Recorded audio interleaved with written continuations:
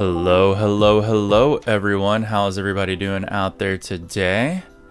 Let me turn down the music and switch over my camera, and there we go. We got Messy Bedhead Ryan here. How is everybody doing today? Let me take this music here and just slowly bring it down and out. Then I can see all of you beautiful people. Let's get this back on my regular streaming thing here. And start saying our hellos to everyone. Thank you. My nice little, it's going to be a warm day here in California, so I thought I'd rep a little bit with the pineapple and glasses here that you can see everywhere. Be fun. Plus, Ryan's got a lot of chores he's got to do later on today, which is good and bad, I guess. Let me get out the hellos first. Let's start with Lorraine. How you doing there today? Fred Neck Teddy. Hello, Harry Jin. Susie, Shenanigans, how you doing there today? Good morning to you all. A little morning for me. Oils with Mick, Art with Shenanigans.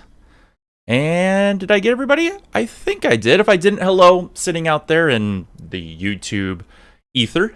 I have a sneeze coming. 1 second. Excuse me.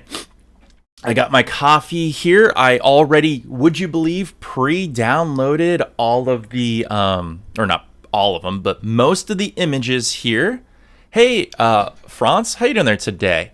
So, we have that I grabbed. Lorraine, I haven't grabbed your new one yet. I grabbed the old ones, but I will grab the new ones of any of the YouTube members that are out there. So, if you guys have never been here before, if this is your first time or if you're a repeat person, thank you. Hello. If you're watching the VOD, hey, hopefully you're having a great day out there. What we do is we like to do art reviews of anything that you've made. Good, bad, experimental, blah, blah, blah this, blah, blah, blah that.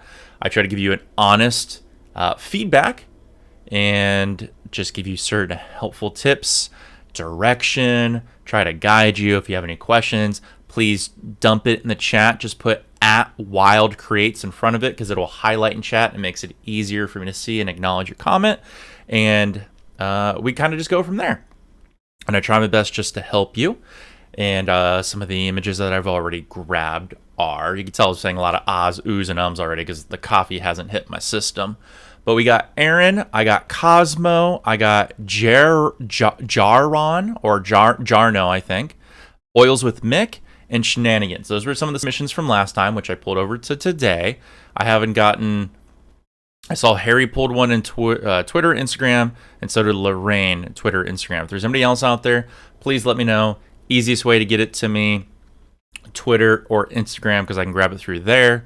Once you do, let me know. I'll be more than happy to add it to the pile of things that we're going to do, and we can kind of go from there, you know?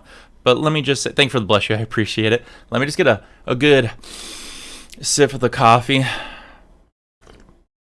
I read in your comment, I believe somebody said they're going to be painting today after this. It looks like it's Oils with Mick. Oils with Mick, what do you plan on painting today?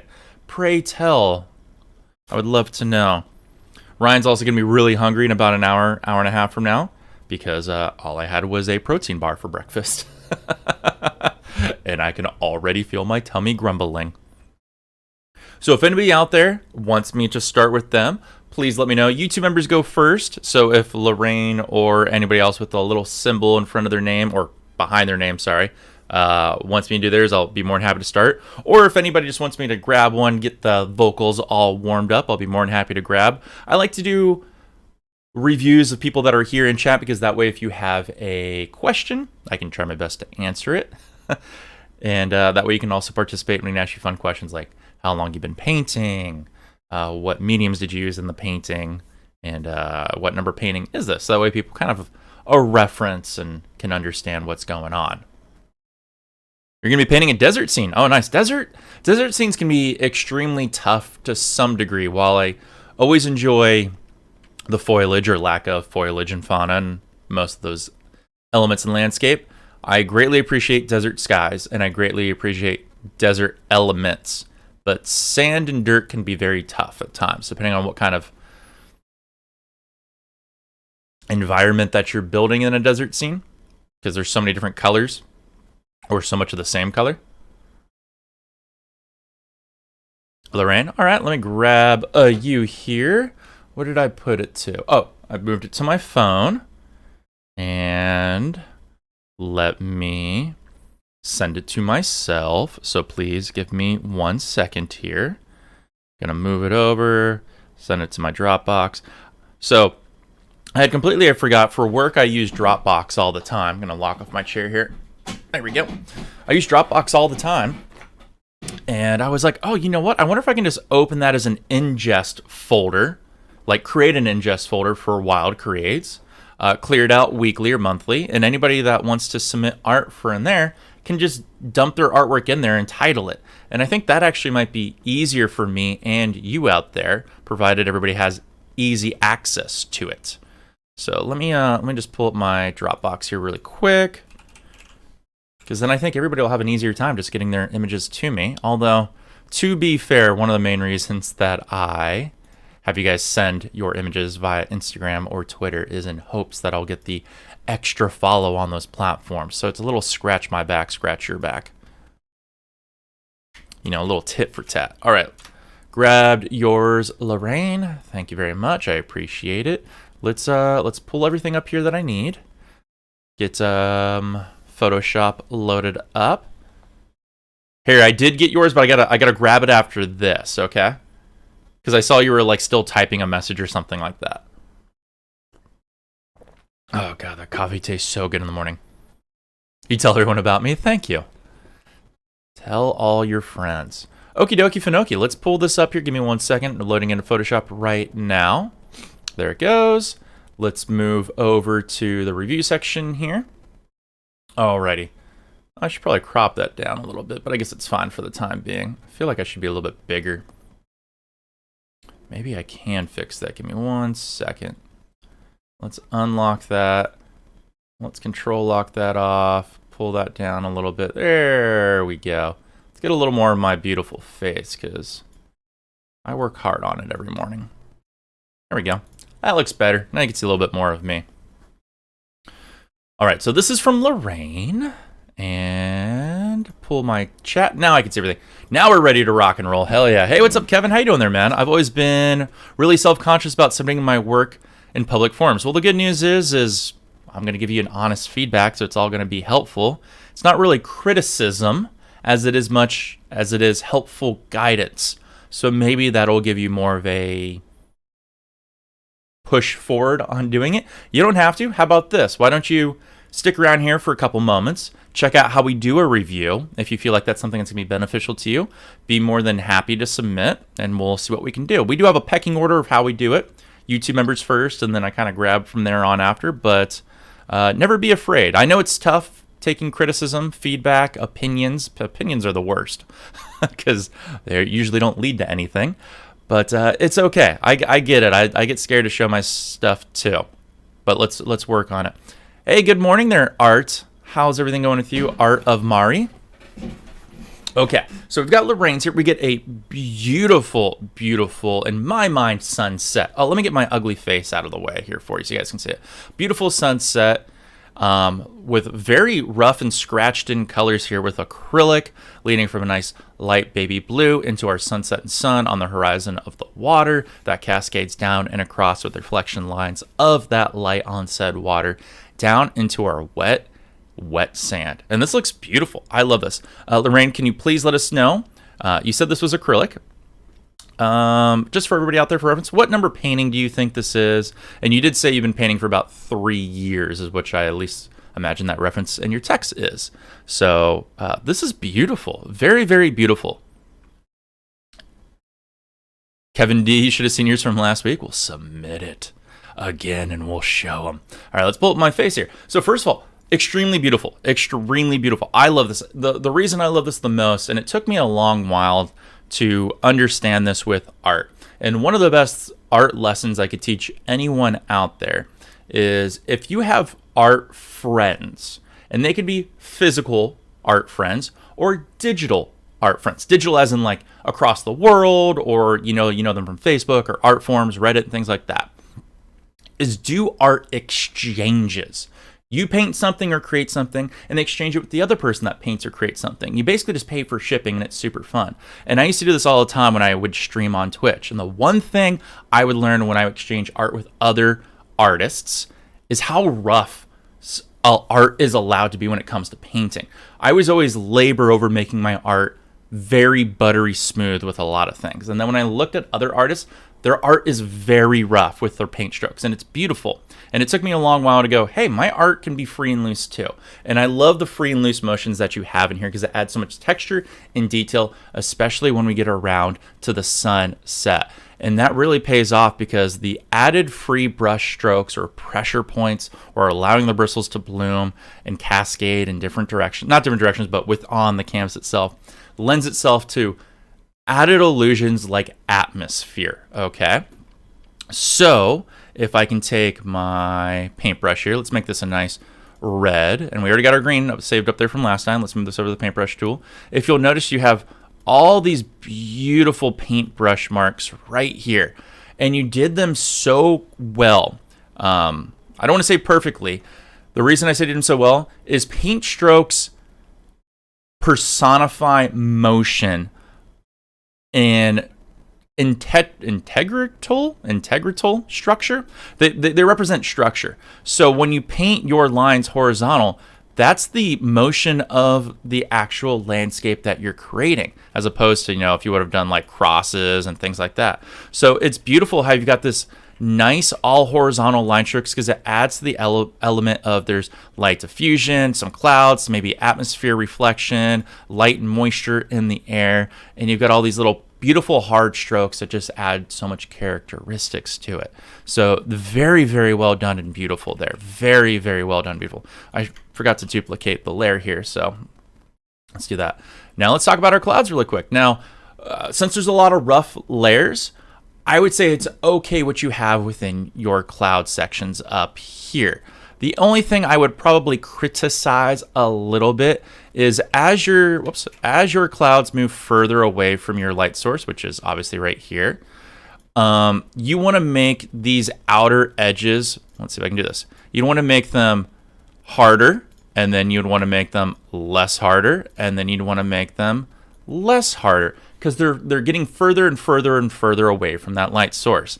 And the easiest way I would teach any new student how to do this is you would start with more detailed paint edges here and less detailed paint edges here and then less detailed paint edges here.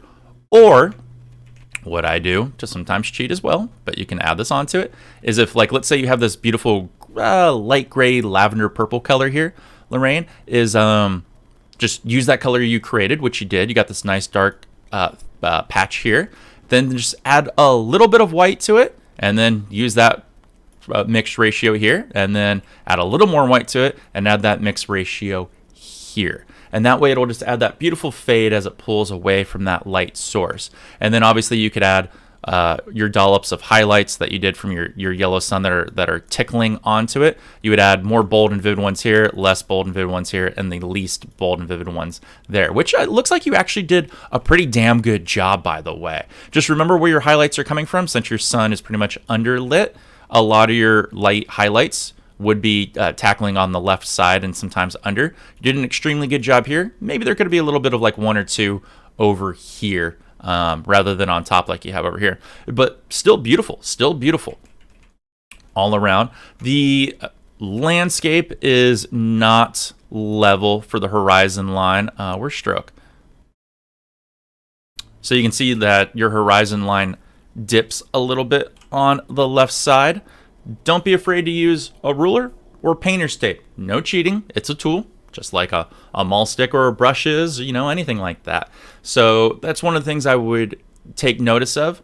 It'll be something that people will notice when they walk up really close, not really close, but closer to the painting. And it'll probably be something that annoys you. So don't be afraid to use a straight edge tool of some degree. It could be very difficult to freehand a straight line. I suck at freehanding straight lines. I know that. This is a beautiful piece, isn't it, Kevin?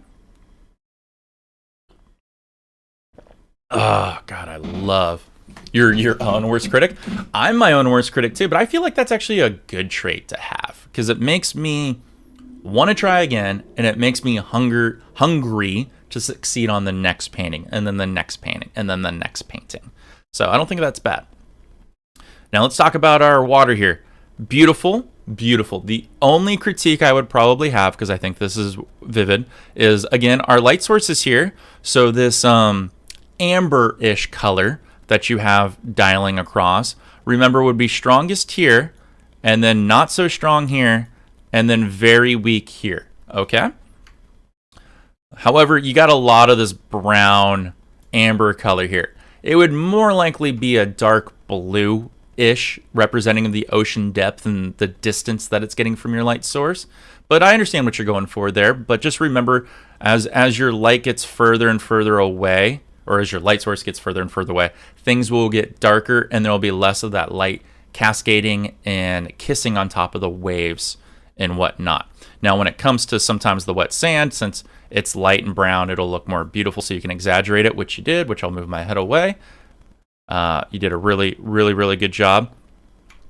I feel like the perspective, let me pull my face back up. I feel like our perspective when you're the observer in this painting isn't really eye level with the viewer. I feel like we're a little bit below, or like you're sitting on the beach kind of thing is what I'm trying to say. And if that was true, your reflection of your light source would actually be higher. It'd almost be sitting, it should be sitting the same distance away. So if your horizon line here, your sun should sit actually like somewhere like right here, or actually a little higher. Be like right there. That would be the reflection point of the sun. It'd be the same distance across from the perspective. That's a small detail. Not that it cares. You kind of got it here. I almost feel like you don't even need the circle here. I would have just, let's make it red. I would have just put the circle in here and then brush it out a little bit because you get a cool cascade of reflection colors tickling in there. Remember, as our shoreline gets closer to us, you want to add slightly more detail. It looks like you added some decent detail, but I feel like there's just as much detail here as there is here as there is here. The perspective is getting closer to us, so by default, our eye would be able to see more definition. So just a few more scratches of paint adding texture, perhaps. Maybe we're starting to see a little more of that sea foamage. You could also pull some of the sea foamage back into the water, since there would be more of it, since it's closer to us. Our eye would be able to make it out. And you could even add some little dots of pure white in there to create the effect of specular highlights, since it's getting closer to us. Let's see. If you wanted to, you could add like some foam veins that would go across the water as well. When water, I don't know if you live near the ocean. I live not far from it at all. When water comes in and it pushes up on the coastline and recedes, the foam and all the other little doodads get left behind in these little striation foams. And then the water pulls back and then sinks down in the sand and then goes back into the ocean. So there's like these little, I don't even know what you call them, like little foam pockets, that just leave like little residues. You could put those if you want. The painting doesn't need it because there's obviously no like wave formations really. So it's just like a small chilling wave, but something to think about when you're painting, which is why I recommend always look at reference photos because you'll get cool ideas. Like they're like, oh yeah, I could add that. Because as we get a little closer down here to the bottom of the painting, it does get a little boring, but at least I do appreciate the stark contrast between light and dark. It really does separate it out because in my mind, this isn't the smoothest transition we have going across. However, I personally like it because if you just continued this bright shoreline down and then this darker shoreline down, it would be literally your painting would be a 50-50 right down in the 50% mark. Like actually in Photoshop, 50% is, wait, where'd my line go? Come on, Photoshop. 50 is right there. Let's stroke this out for you so you all can see it. It'd be right there, which almost looks, I mean, it's pretty much even, you know? And a balanced painting sometimes isn't, or a 50-50, so split down the middle, isn't sometimes always balancing to the eye. You always want to remember the rule of thirds. So this actually helps break up a lot of that 50-50, which I'll stroke here. There you go. Which I like. Maybe this is a shelf bank of more sand or dirt that leads down into our little ocean here. And I think it's beautiful. It's beautiful. I always forget that you live in Florida. I like this a lot. This is very, very beautiful. Very, very beautiful. The last thing I would probably do, and it's not really a critique, just an opinion, which I know we all hate, but you could fade the bottom portions of the clouds out just a tiny bit. Just a tiny bit. Since there's more of a white source over here, like a white haze or diffusion or more scattering of light, you could fade the bottom of these clouds out a little bit and it would add to that effect. Again, small. I like this. Beautiful. Beautiful. How long did this take you? Did this take 3 hours? Or no, you said 3 years. How long did this painting take you? I was thinking 3 years equaled 3 hours in my mind. But beautiful. I like it a lot. I like it a lot. I love beautiful, simplistic paintings. I know I say it all the time. But this is downright gorgeous. Also, what size canvas is this, Lorraine? I'd be curious to know. Is this like it looks like it's smaller. I would say maybe 12 by 12? 12 by 12 would be my guess. 1 hour? Great job. Great job. You sent a second painting in the message on Instagram? Okay, Art Shenanigans, thank you. I have one from you. Let me just switch over here just in case I pull up something I don't want people to see. I have one from Shenanigans. I have the one that it looks like the retro new wave with the blue and red sunset with the telephone post and wires. Is that the one you want me to do, or do you want the other one that you submit? I haven't seen what the other one is yet. 16 by 20. Oh, it doesn't even, this totally looks square. This totally looks square. It doesn't look like a rectangle shape at all. I guess maybe going horizontally it is, but it's close. It's beautiful. 100% beautiful. I love it. I love it. Is this a spot that's close to where you live, Lorraine? Is this like an actual beach side? You don't have to give us the location, but I'm just curious. Alrighty, thank you for submitting. That was beautiful. Dude, every day or every time we do one of these live streams, your art just gets better and better. I love it. You're making leaps and bounds. You're gonna pass me and not need me soon. But hopefully a lot of those things I said make sense or opens your eyes to making just small adjustments. Either one. Second one's, let's take a look. You said you sent it on Instagram. Let me take a look at my phone here really quick because it seems like some things don't load on the other platform here. I also have to get Harry's here.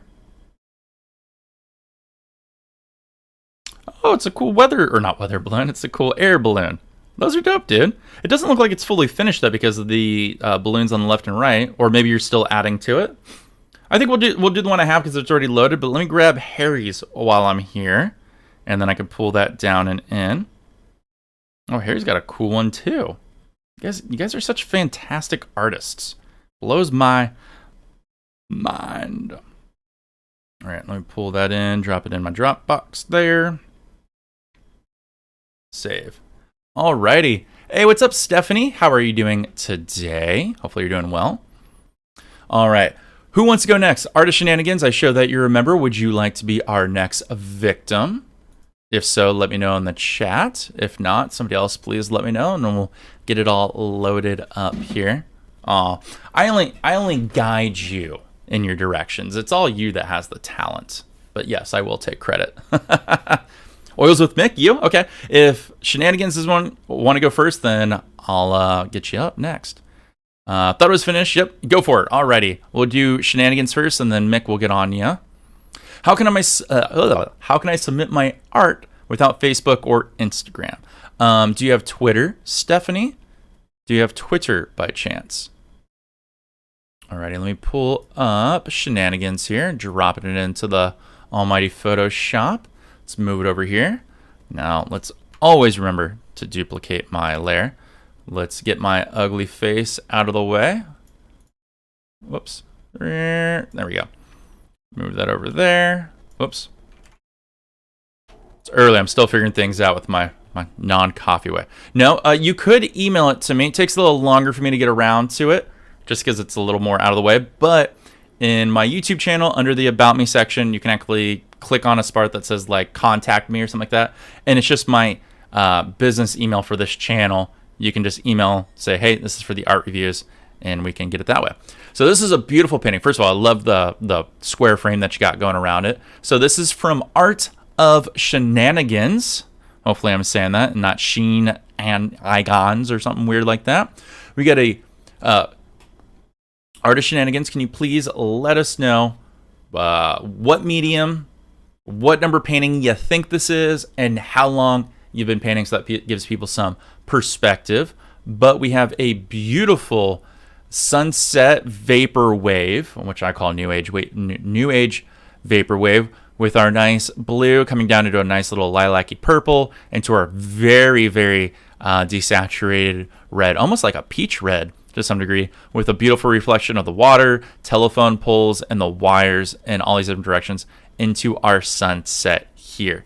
Looking very, very good. I love the idea for this. I'm getting the midnight vibes off of it for sure.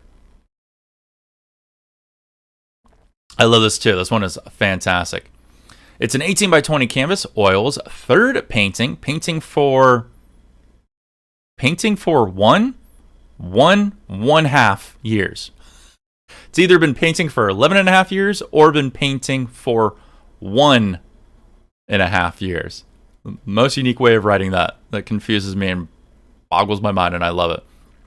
So let's take a look what we got here, dude. First of all, oh, and he said oils too. Okay, cool. I love the idea.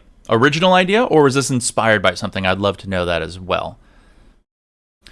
So here's what I would do if I was going to paint something like this. First of all, I would never even think to paint something like this, which is phenomenal.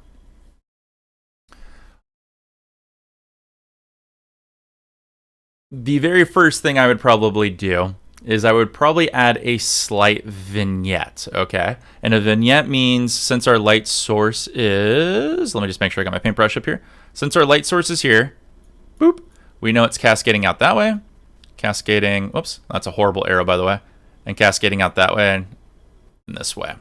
So that means these corners here should be darker, darker, darker, and darker. And what that's going to do for us, Art of Shenanigans, is it's going to enhance the focal points of the viewer's eyes to the painting, and we're going to be able to direct it a little bit more. Your gradient of your painting is actually flat pretty much all the way down and through until we hit this midpoint, or not midpoint, it's not a midpoint, until we hit this endpoint here. So if we could redirect the eye, and the easiest way to do this is when you're dropping in your blue here at the top, just go back and add just a few more strokes up here in the corner with a little bit of the darker blue, or just a more of the same blue, and just feather that in in that direction of that corner and out and around. And then when you're doing the same corner down here with your red or lilac-y purple with red, whatever mixture you have, you just do the same thing and then just pull that up towards the center. So top corners, you work in the top corners, work down to the center sun, and the bottom corners, you work up towards the center sun. And that's going to create this just slight added effect of a vignette. You don't have to add much, but trust me, it's going to be a powerhouse when you add just that slight little detail. Let's get these little X's out of the way. I feel like the blue could probably use a little bit more of the color at the top here, would add to the effect, but that's just a personal preference. If you wanted to add this lilac-y purple, make sure it's kind of even all the way across if you're trying to create like a vaporwave. If you go back and you look at the 1980s posters, or what are now making a resurgence back with all the new vaporwave, they're more banded across because things were represented in fields on TVs, and fields were always lines going across, and that's how the colors came across. So you would want to band it a little bit more. So the way I usually create bands is stand in front of my painting real even, and I have more control of my hands back and forth. If I'm over to the side, you'll generally skew one way or the other. Standing in front will give you more of a easier perception because you keep it balanced with your eyes, your nose, and everything like that. Just something to take in consideration, because your purple seems to be more blotchy here and buttery smooth over here. Hey, look, we made a face. Alrighty, so I don't think I'm good enough to teach this within the short amount of time I have. However, your horizon line is very misskewed, okay? And it goes down to the lines of perspective within a fading horizon line. And it's going to be extremely hard. And I don't have the Photoshop skills to teach this because there are actually perspective tools. Your lines are going right here, okay? And then you have your telephone poles going here. And your telephone pole that one's gonna be hard. It's gonna be hard for me to do in Photoshop. Like here, okay? This is extremely hard. Your horizon line by default is technically up here when it should be down. Let's make it green. When it should be down here, all right? Because the way that you're pulling the perspective of the eyes with the telephone wires, bases, and waterline is it's not in the right spot. If your horizon line is here, represented by the setting sun and how it's cut off by 60% or 40%, whatever you want, your telephone poles would actually start here and grow up and go off, or whatever you want. The horizon line's off, okay? It's either you needed to move the sun down or you need to move your posts up and work from there. And the easiest way I can think of how to show this visually to anybody out there is look at windmills that are in the ocean. I think they're like in Norway. And you will see how the windmills have a perception line that gets smaller and smaller and then fade off into the horizon because the earth is round. At least I hope you guys believe that. And you'll see how the perspective lines work in that way. So, oh, you believe it's a cloud? Maybe, but then the circle would be like here, which means our circle should be here, which means the sun should be wider here and then smaller as it comes down. You could be right. I didn't think about that. I just feel like the horizon line is off, and it's misrepresenting something that our eyes trying to fill in but can't because of where the perception should be for it being placed in the universe of the elements. That's all I'm just trying to say. It's difficult. It's difficult to explain. Perception is extremely difficult. If you ever want to learn about real perception, I'm sure there's a great YouTube video out there, but drawing artists teach this all the time. And just like where your focal point is, you always draw lines to it so that way everything's always in perspective and working correctly. It's hard. But hopefully that makes sense though. I'm curious, is this supposed to be a cloud, like represented by like this red? I don't know. I would love art shenanigans. Or is my thinking more correct? And it doesn't mean I'm right or wrong. I'm just asking. I just feel like something is off. You emailed it to me. Cool. We'll see if we can get to it today and go through. Oh, have a lovely day, Art of Mari. I'm sorry I didn't say that earlier. I'm a jerk. I was having too much fun looking at this beautiful art. Okay, it was supposed to be like that. Yeah, it has a faded out haze. Okay.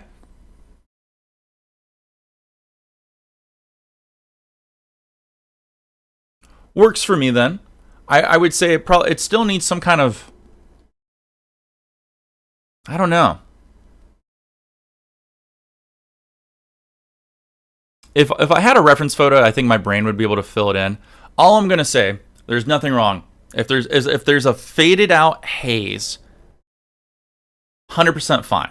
However, I'm just letting you know, and if you see it now after I see it, that something with the perspective is off within this area here. And it's because of the horizon line that's not established correctly to my mind. But I could be wrong. Maybe you see it in person and it's fine with you. Just want to bring it to your awareness. So that way, if you ever do something with forced perspective again, or that has a defined perspective vanishing point. Oh my God, I finally remember the term. If it has a defined vanishing point, remember it has to be all working within the painting within straight lines. So there's nothing wrong with it. It's just something in my mind's off. Alrighty. Let's move on to the telephone poles and everything we got here. I'm assuming this is water. And just like we were talking about with Lorraine on her last painting, or the last painting that you just saw, brush strokes represent motion and direction. And you have motion and direction going left to right, which is what you want. However, within these left and right motions, it's really hard to see, and I don't think it'll show up on Photoshop that well here. But I'm gonna go super uber in. Your lines aren't really that straight. And that's fine to a degree. However, you have some lines that go like fat, and then, oh god damn it, I went the other way. And then like super thin, and then like fat bulging again. And it looks a little weird. What I would probably do is, if I was to paint this, is I would start with thinner lines and dash in what I want for my water movements, and then just go back and paint on top of it again to define what I want as it gets closer for our perspective. I feel like your boldness of your lines are a little too thick and then get like curvy or lumpy in a particular direction. You could fade them in with adding motion, and I think it would add to the illusion of either calm still waters or a little bit of glossiness to it that would add to that faded effect that would look beautiful with the haze in the background. And then one thing that's very unique is it's hard to tell in the picture, but remember, as things get closer to us, you did an exceptionally good job of making things lighter in the background, and then as they get closer to us, darker in the foreground. However, things in the background are also going to have less detail to them. And while it's extremely hard to paint that up top here, a good way you can cheat that effect is you can fade this down out more here. I feel like this cluster of, what is this, 1, 2, 3? Cluster of 3 is somewhat similar. The furthest one obviously is way different. You've got it like almost like white, which is beautiful. You just needed to have this one be really dark, and then this one be not as dark, and not as dark, and not as dark, and not as dark, as not as dark. You got close, but I feel like it could have just been a little bit better. It's very difficult when you're silhouetting things from behind because you have such a sun source that's so powerful that it's so strong that it'd be pushing straight blacks almost on it. The other thing I think the painting could really benefit, and I think really gets my eye off, like we were saying in the beginning, is we don't establish, I'm assuming this, Art of Shenanigans, the bottom portion of your painting is water. It almost looks like Neo Genesis Evangelion kind of style here with the end scene. If this is water, we need to establish it as water. Water has memory, and water likes to establish itself within a painting by leaving representations. So there should be water lines established underneath your telephone poles, and that would cement these telephone poles and anchor them within the realm of the environment here. And I think that's one thing that's bothering me. Right now, these all just look like one long stick that has waves at the end. And we don't define where the cutoff point of water, where it's meeting Earth is, or meeting water, you know? And I think that would benefit a lot. Now, you could do that either with strong striation scratches with a palette knife if you wanted to. I feel like this painting doesn't really call for it. What you could do is just paint strong these indentation marks on top, and that would pay off. And I think that would help cement the horizon Earth from the sky and everything sitting in it with the telephone poles. And that's pretty much it. Overall, I think it's good. Your telephone poles are great. I would never think to do this, or your communication poles. Your wires look fantastic. I don't have the talent to fade wires back down and across. If you do, kudos to you. The only thing I think you need a little bit of help with is it looks like some of your gradients, like here, or arrows would probably be more beneficial. Here, especially here, here, and as you get down here, are very patchy. And that just work in your gradients really, really well into your canvas. Push that material into the fabric. And then don't be afraid to sit there and blend for minutes at a time and just get that beautiful gradient that you want that's going to transition all the way through, and it's really going to pay off. These patchy things could just be added color, canvas soaking in gesso at certain parts, so it sucks in more color and whatnot.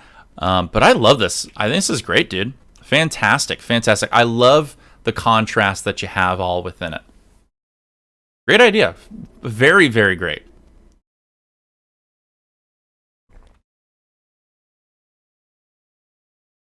Why are there poles in the water? Or poles? I don't know. Maybe it's after a hurricane? Like you have? I think this is fantastic, though, dude. Very, very good. Very, very good. It's hard to criticize something like this because it has so much creative integrity that you can't.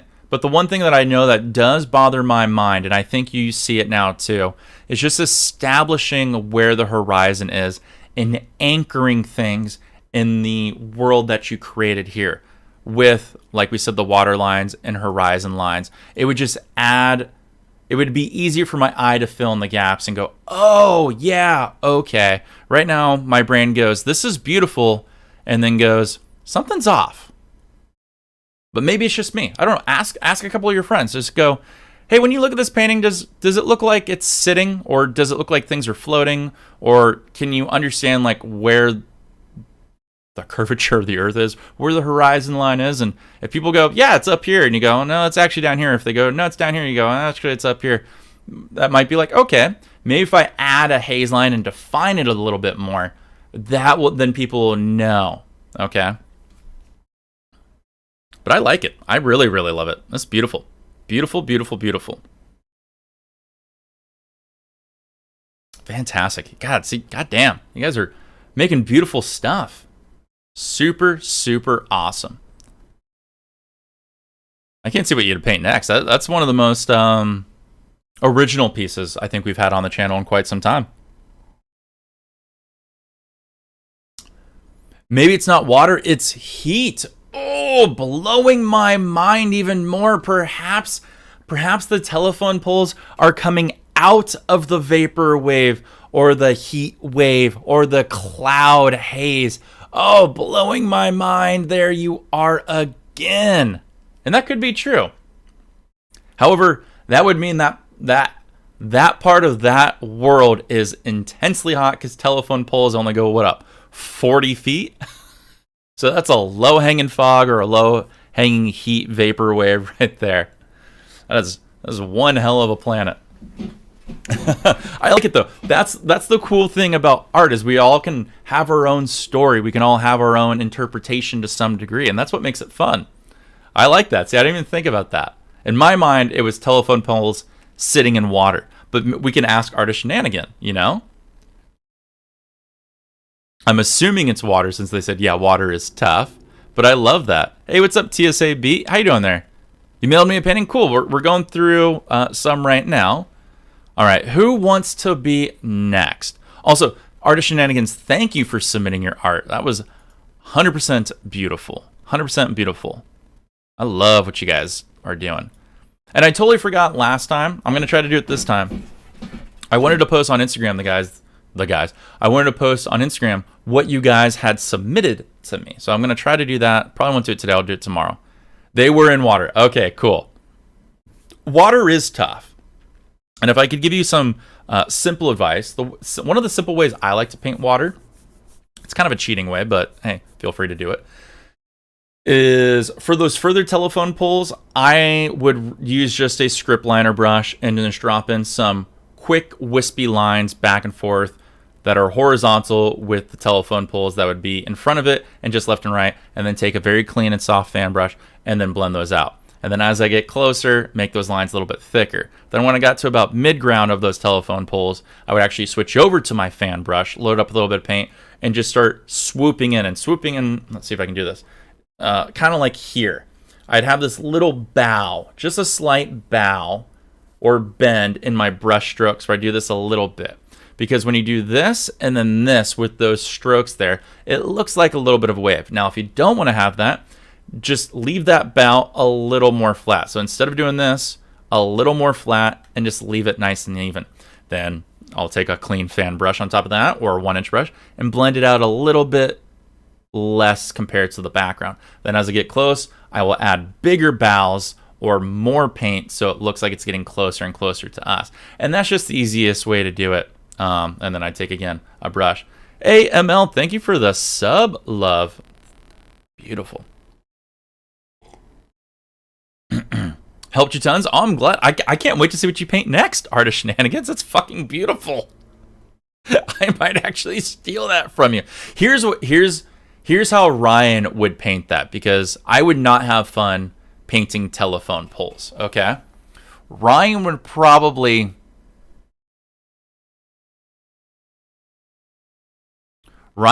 paint all the telephone poles in acrylic first, black, okay?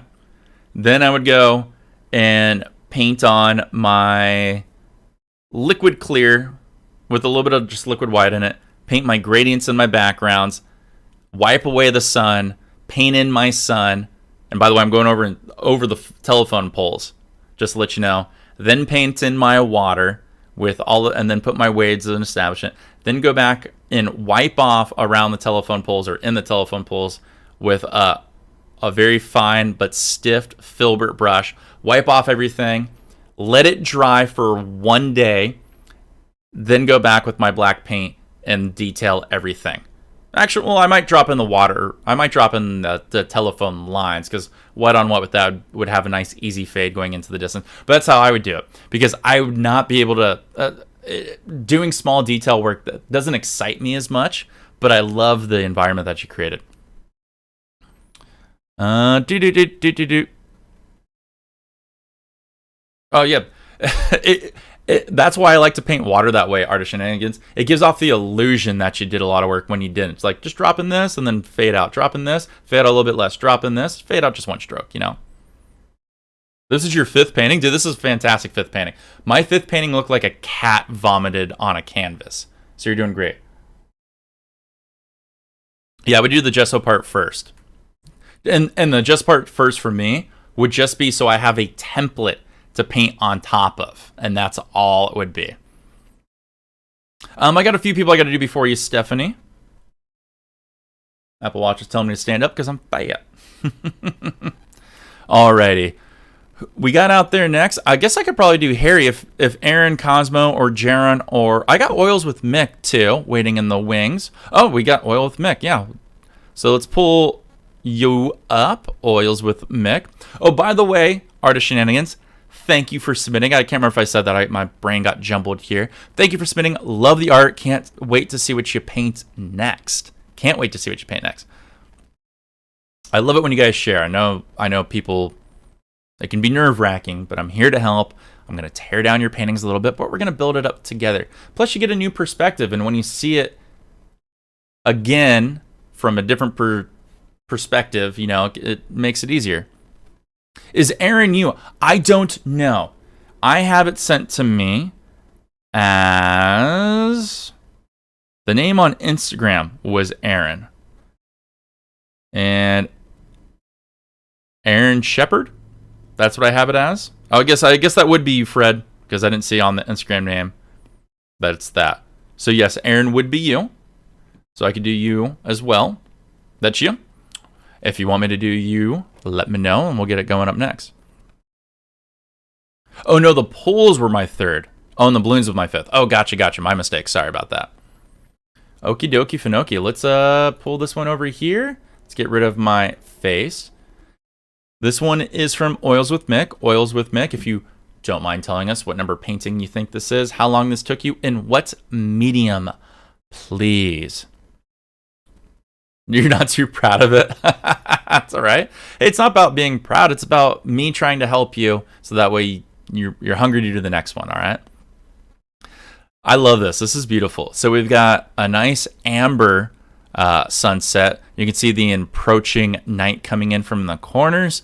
We got a background cemented horizon line with our bushes, with some hills cascading in and encapsulating our water, with our bushes and trees and land shelves going down into our waterfall here. And then a nice little bubbling creek / river that continues on to whoever knows where. This is beautiful. I love the colors. Brown and amber and orange and all that stuff are such underutilized colors that have such a beautiful impact when done correctly. This is great, Oils with Mick. You should be extremely proud of what you have here. Now let's tear this painting down and see how we can help you. Okay, Oils with Mick has 2" by 3" canvas. Or maybe it's feet. Those are inch marks. 2" by 3". That's yay big. That's impressive. That's true. Oil paint with crimson base built off that. 2-hour painting. Painting 160 odd, I think. Painting 2 years now. Awesome. First of all, thank you for the details there. That gives a lot of people a lot of insight. Plus, it gives me insight with the base that you worked off of. Question I have, is this based off any tutorial, a landscape that you've seen, or did you freehand all of this? Foot. Okay, that makes more sense. I was going to say 2" by 3". That's impressive. Very, very gorgeous. Let's take a look at how we can help you here. Just analyzing. All right. Here we go. All freehand. Beautiful, dude. Beautiful. Let me move this here. There we go. Perfect for you guys. The first thing I think I noticed that you did an extremely good job, that I'm going to give you kudos on, my man, my main man, is right here and right here. You have, whoops, that's the wrong brush. You have established from your light source fading light. Great job. You created by default a vignette, which is great, which is going to help direct our eye towards the light sources that it has, which is why I said the encroaching night. Beautiful, beautiful, beautiful done. Kudos to you, man. You get a golf clap. Love it. The only thing I have a little bit of a trouble with is the clouds. The clouds seem to...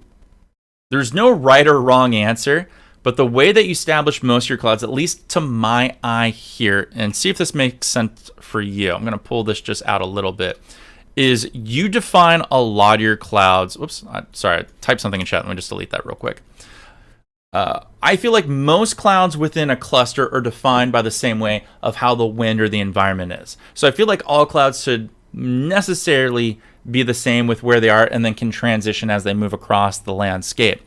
And you create these beautiful, beautiful pushes of wind through your clouds.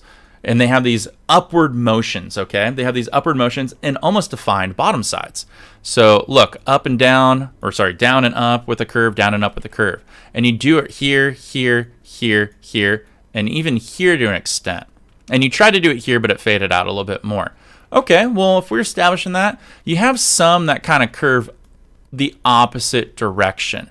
And for some reason, it pulls my eye away. This cloud is the magnum opus. This cloud is beautiful. This cloud right here is the second magnum opus.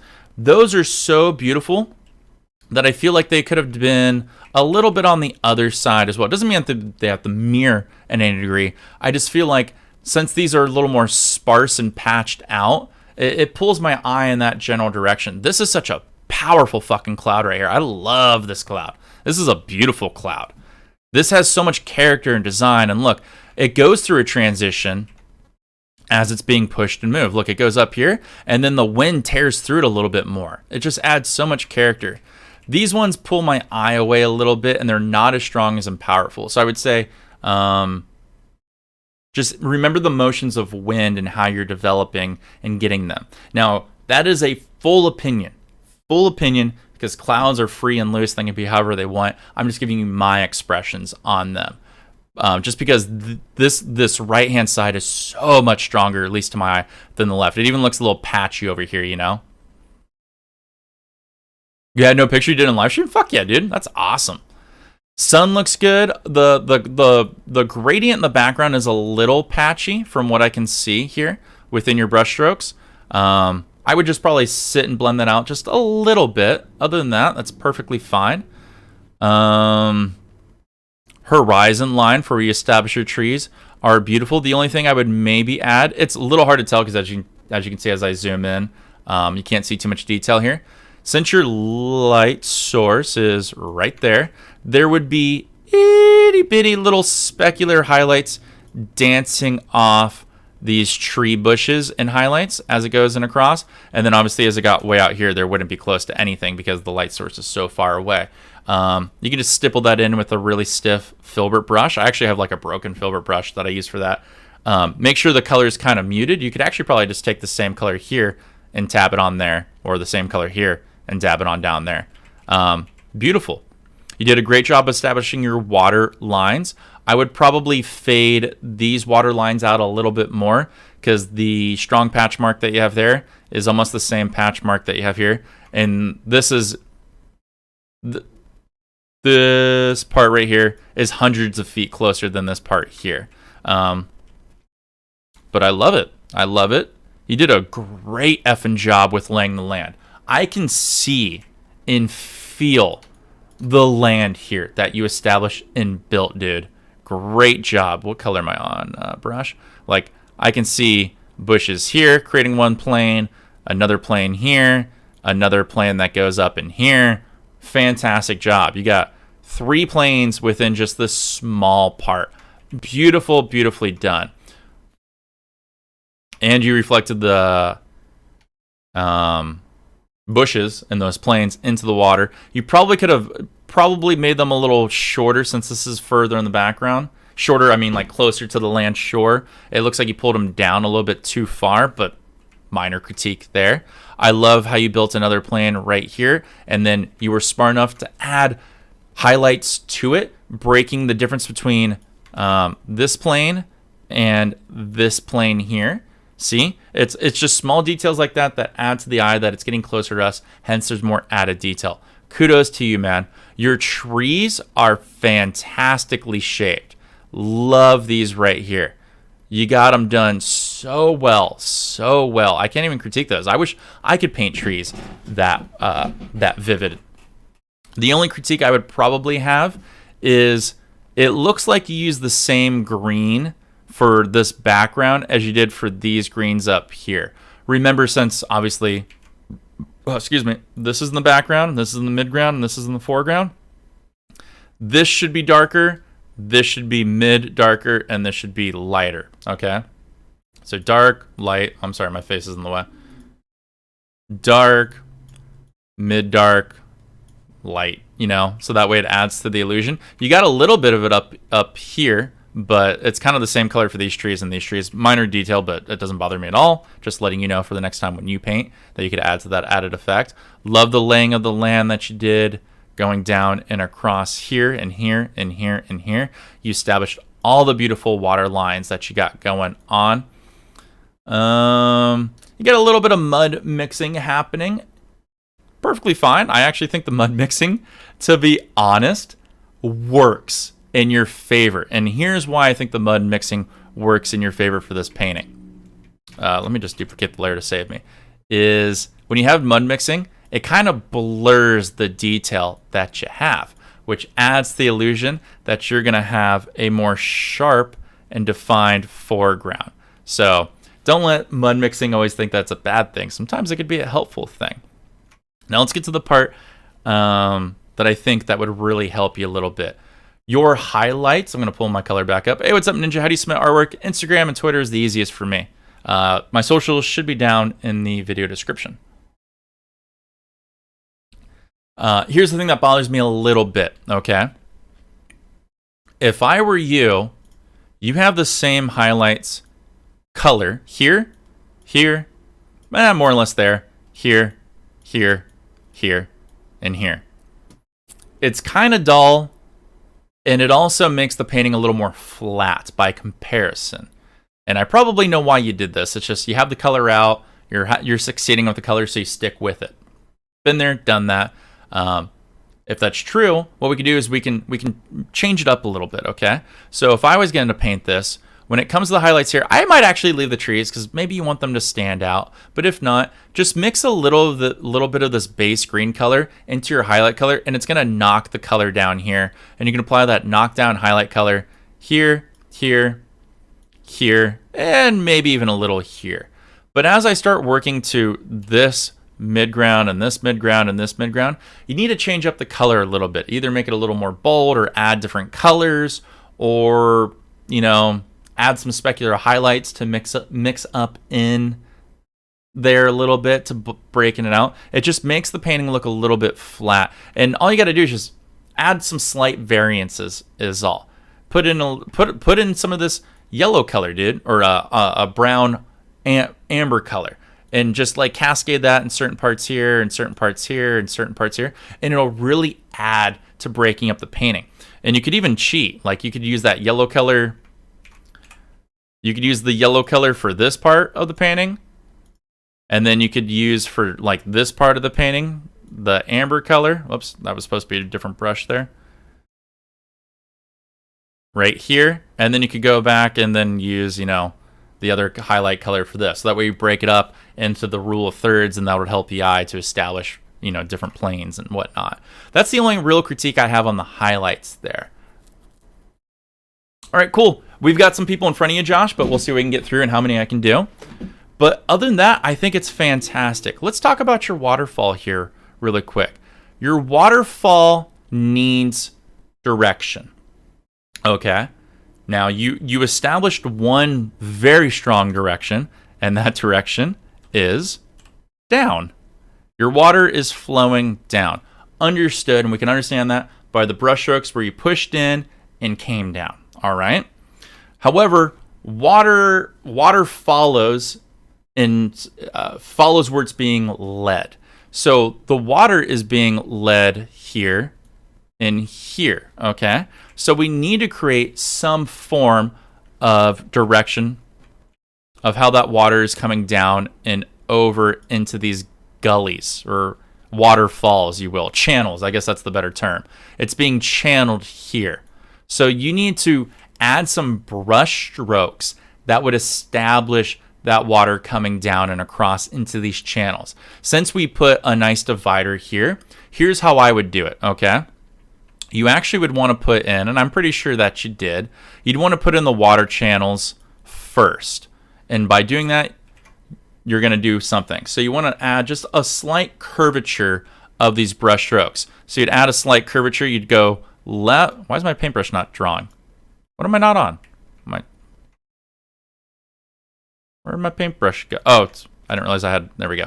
You'd want to push in, come across, and then just slightly brush down. Boom, boom, boom, okay? And that's going to force your water into these channels.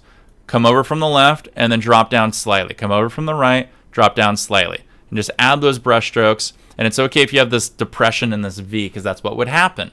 Then you could take your paintbrush or palette knife, and you could paint over these sections and create these dividers and create these cliffs. So nobody's going to see those excess paint strokes, okay? Now you've really formed those channels of those water, and it's the same thing that you did, but you're directing with your paintbrush how the water is going to flow within those channels. And it's just adding a little bit of a line, literally just pushing in and swoop, pulling in and swoop. And that's all it is. You had the right idea, but yours is so flat, it wouldn't really work that way.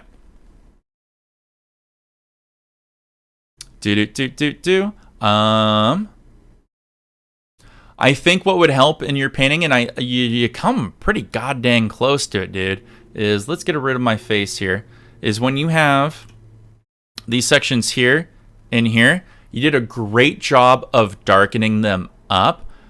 The only thing I would probably change is I would probably make the bottom sides a little more darker. This one's actually fantastic. This one over here I think could benefit. So add your highlights for your cliff sides and pull down, and then add a little bit less, or actually, you know what? Let's do it. Let's represent it this way. Let me switch over to red because I think it's probably easier to see. You're going to come down, and you can pull this one pretty full because it's exposed more by light since the light's coming down the cliff. And then when you come this one, come down half as much. And when you do this one, come down half as the last stroke. So that way there'd be a nice tiering section. Okay, and that would break up these cliffs, and it'd be okay if this is in full black. It would add to a really good depth of illusion. Same thing here. You go here, pull down, maybe this one here, and pull down just a little bit, half as much, you know? And you could create a shelf here. I love this little shelf. Having the black is really going to make it stand out a lot. Well, let's get down to the bottom here. We'll come back to the water in just a second. Let me just delete these lines. But one thing I would say that you could benefit from is there should be more, oops, wrong brush. Am I not on a brush now? There we go. There should be more detail on these foreground rocks, okay? Now, it's okay if you want to have a darker color because maybe it's being shadowed by the cliffs that are coming down and across it. But I would add a lot more thick texture on these bad boys right here. And it's really going to add, hey, Danny Contractor, thank you for the sub there. It's really going to add to the painting being pushed back even more. It's going to have that strong force perspective. That's the only detail I would add. I think your water looks fine. I would probably not have as much churn going left and right. I would probably have more going up and then keep it more compact. And then add the water lines down in here as it fades off. In whatever direction. In my mind, the water goes off. Whoops, that was a horrible line. In my mind, the water goes off in this way. So maybe add some water lines that represent that. I mean, it doesn't have to, but in my mind, it does. And that's pretty much it, dude. I think this looks fantastic. This is so good, so good. I love it, especially since you free-handed it, Mick. You should be extremely proud. The other thing I would say is maybe having a little more defined highlights on top of here. Looks like you got a little hard time with the paint sticking. The good news is if this has been sitting around the studio for a little bit, you can always go back and add highlights. Highlights are a nice little trick to add. Originally I did this, but my rocks kept getting bigger and bigger. that happens to me too. I know the woes. You start putting things in, you're like, wait, why are these getting bigger? Why are these getting bigger? This is fantastic, dude. I love this. Should the browns be added under the waterfall? You could add a little bit of brown, but the reason I don't think it necessarily needs it is because you could say the light has a hard time getting over this edge, and this cliff right here could be blocking the light. So technically there could be more brown down here because the light could come down and across. So it doesn't bother me that there is a little bit of, or this is shadow. What you could do is you could probably just add a little desaturated brown of this brown down into here. Like this brown right here could work probably really well as an undertone. And then it could get a little brighter as it goes down and off canvas, you know? But you could. Artist interpretation, artist decision.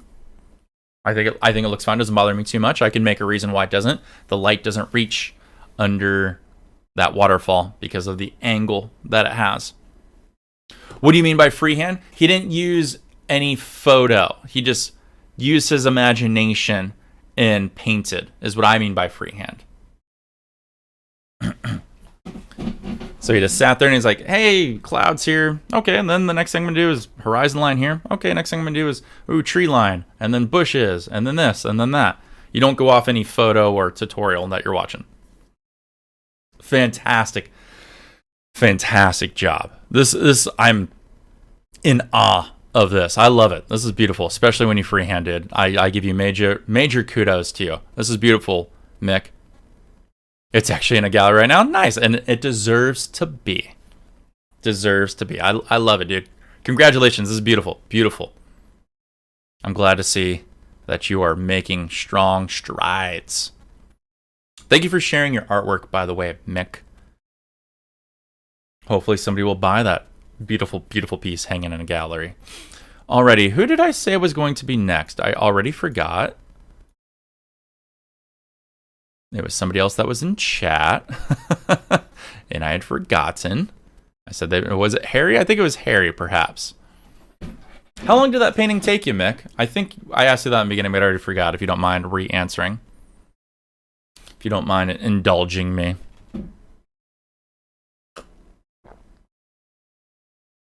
I think it was you, Harry. Let me grab yours.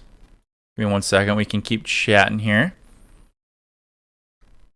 All right, let me go to my Dropbox for that one really quick. At least I believe it was yours. Did I move yours over? Oh yeah, it was this one. It was the one that was... It's got the framing of the state. Or I think you're from Korea, so maybe it's not a state. Maybe it's your actual country outline.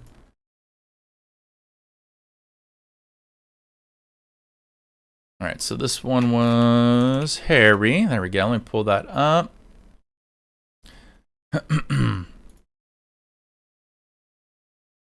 All right, Harry. Let me just double check to make sure. Jeju Island in Korea. There we go. See, I'm remembering. I'm just gonna make sure this one is yours. I'm pretty sure it is, since you just said it was an island.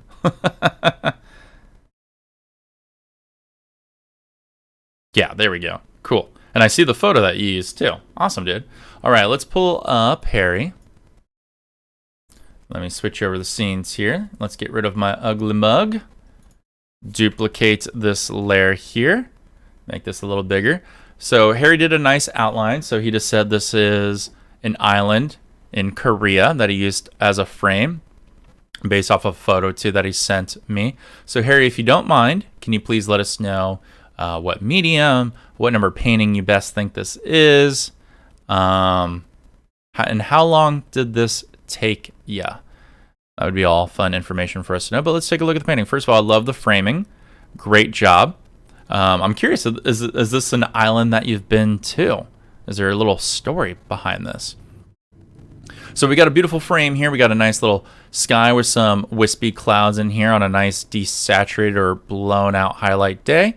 We've got our island sitting here on the ocean.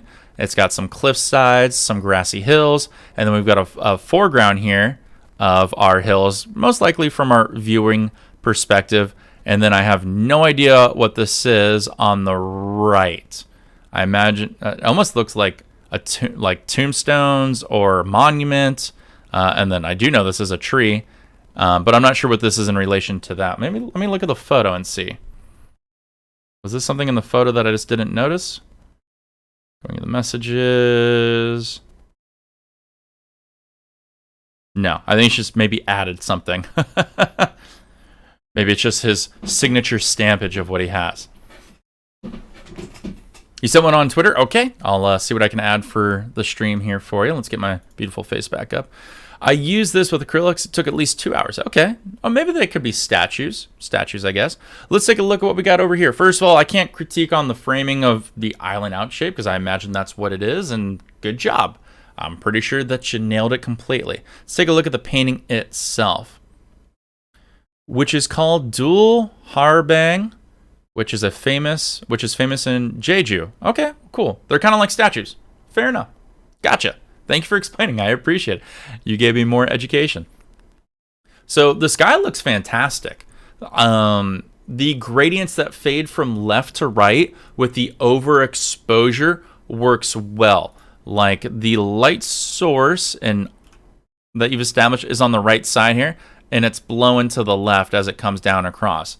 And this is established by the extra blown out white that we have. And I love it. I love it how it fades in and gets darker and more blue. So fantastic job.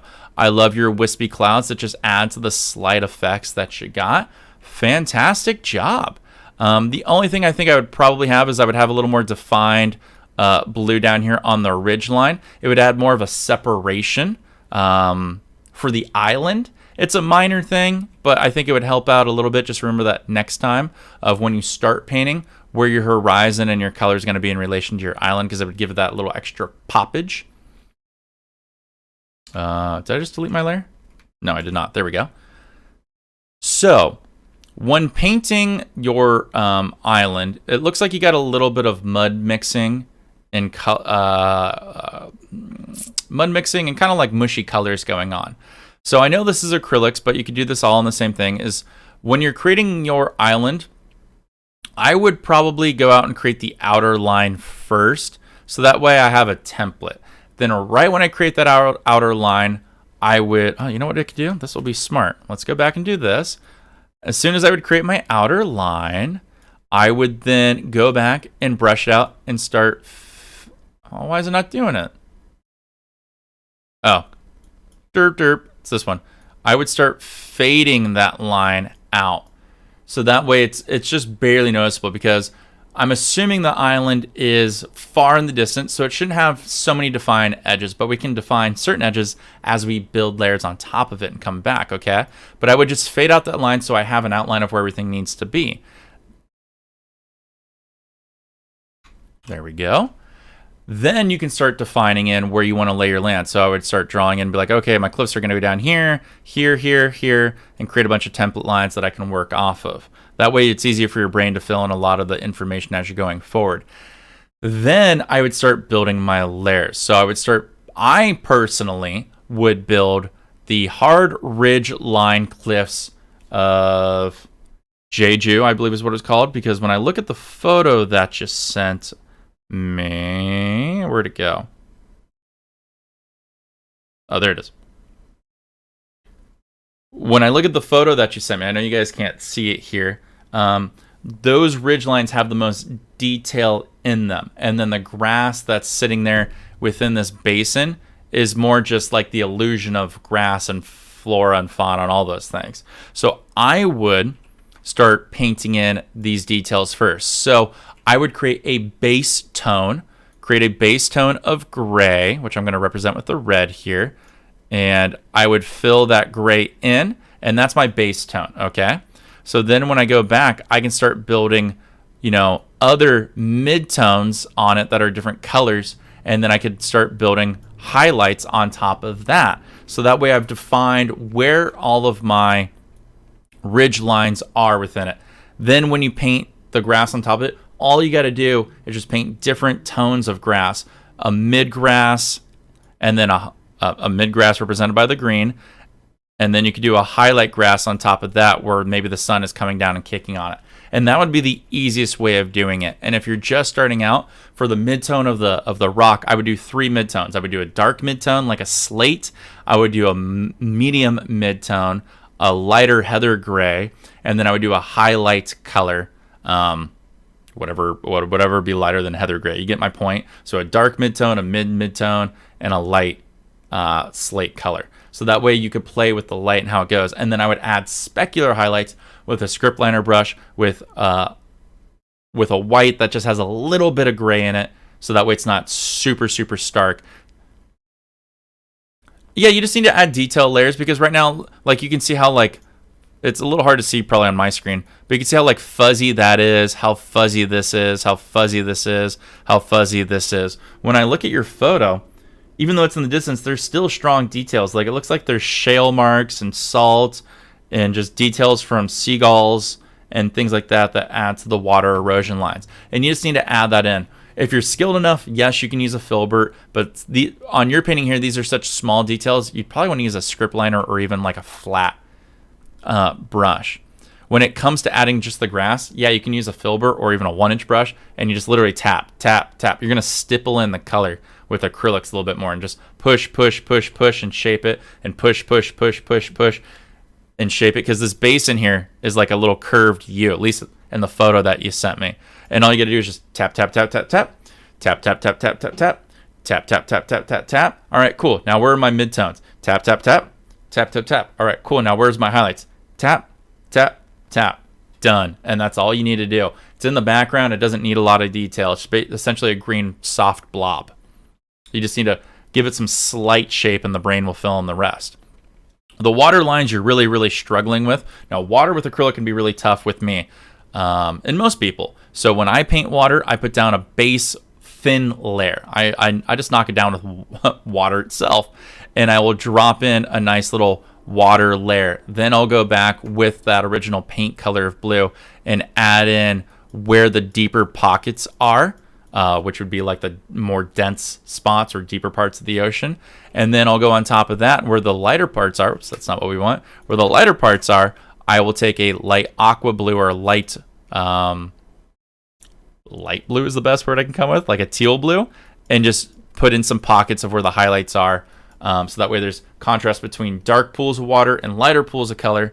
Then I'll take my fan brush and script liner brush, just like we were talking about with the telephone pole photo, and I will scratch in my water ripples representing waves and do that bow motion we just talked about in that painting there, and then feather those in the feather the ones that are in the background closest to the shoreline right here. I'd feather these in and then feather less as I got here, and then feather even less as I got here, because that's going to create the perspective. As things are getting closer to us, there's going to be more detail in the photo, okay? Or in the painting, sorry. Then as we got to our foreground here, this is where you want to add a lot of detail, Harry, because that's going to create a even better forced perspective for everybody viewing the painting. And all you need to do with that, I'm sorry, I keep pulling up that old blob, is when you drop in your template here, you did a very good job. You just need to add a little more texture. However, you try to add some rocks, which is fine. So let's break this up. So when you add this, tap in all this color. Oh, I'm sorry, my face is in the way. Tap in all this color here that you need, and then leave it alone. Then paint your rocks on top or slightly above. So that way when you bring your next layer down and across, it's going to cut through these rocks and look like they're built on certain planes, adding to the illusion of depth. It looks like you try to add your rocks after you had painted everything, and it looks like they're kind of floating on top of your grassy knolls here.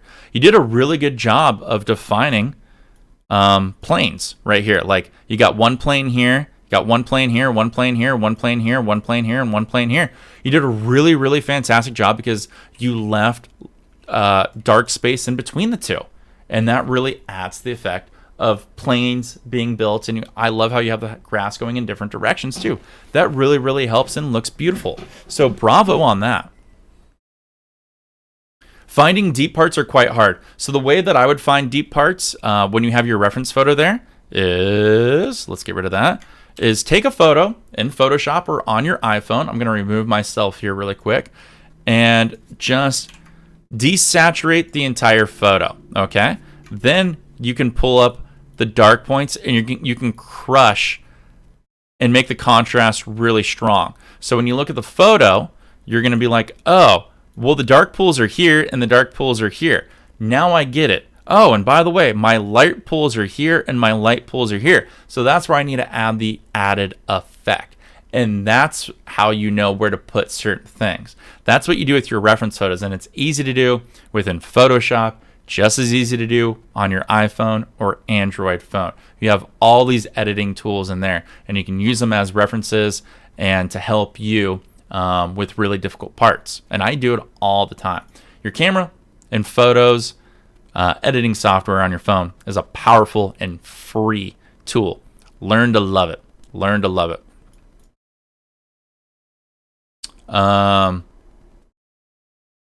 Your tree, not so great. These statues, not so great. It looks like, to be honest, it looks like you rushed them. It looks like you spent most of your time here creating a beautiful frame, island, channel of water, and then the forced perspective of the hill. And then you're like, screw it. I have leftover paint. Let's throw in this. And that's what it looks like. I would say next time, don't do this if it's going to be rushed. But if you're going to spend time on it, if you're going to spend time on it, then take time on it.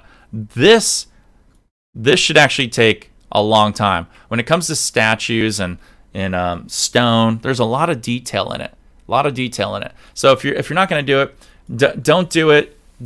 Paint it on a spare piece of cardboard, canvas paper, canvas board, whatever it is, and have fun with the loose paint there, because I feel like it takes away from the painting that you did. And I get it's for fun. You had leftover paint. I hadn't thought of making a reference photo, black and white like that, to see the contrast. It's one of the tools, or one of the tips I gave in a very, very old video. Actually, it might have been like about a year ago. But yeah, it's a great way of seeing where contrast is within a photo.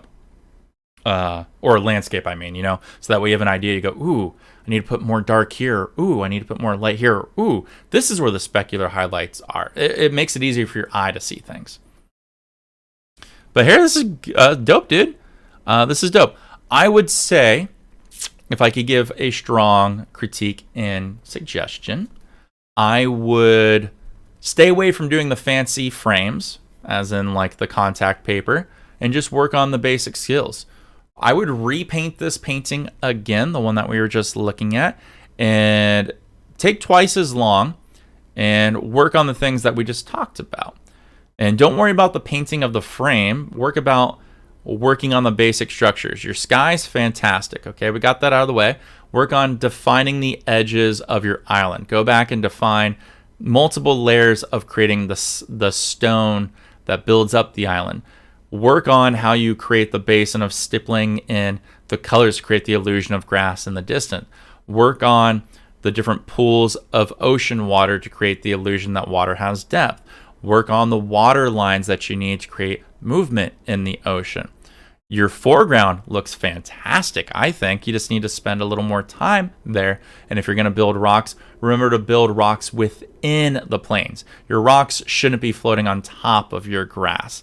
Looks like an afterthought. Think about how you're going to do land, land, land. Okay, maybe one rock here, land, one rock here, land, land. Now everything's cemented. Everything looks like everything's within its place within the landscape that you have.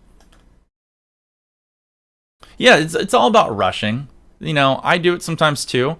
Or you have an afterthought and you paint something and you go, you know what would look good here? Blank. And you're like, oh crap, I can't. Especially with acrylics, because it probably already started drying by that point when you went back and started putting things in. The good thing about oil, dude, is I can just scrape off a section and go put something in and then build around it. That's the nice thing about oil. Okie dokie Finoki. Who wants to be next? Thank you for letting us take a look at your art, by the way. That was awesome. Let me move that one to the done pile. I can't wait to see what you paint next, dude.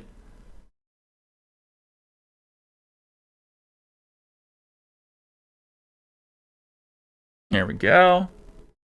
All right, I got in the wings, oh, I need to do Aaron. Fred, are you still here, buddy? Frederick Tatum. Drederick Tatum. If Fred's still here, yep, I'm here. Let's do Fred, because I was promising he is. So let's post that up. Let me get a sip of my water here. Send on Instagram. Okay, let me see how many more I can get through here. Probably going to stream another 30, 45 minutes here, because then Ryan's got to get breakfast.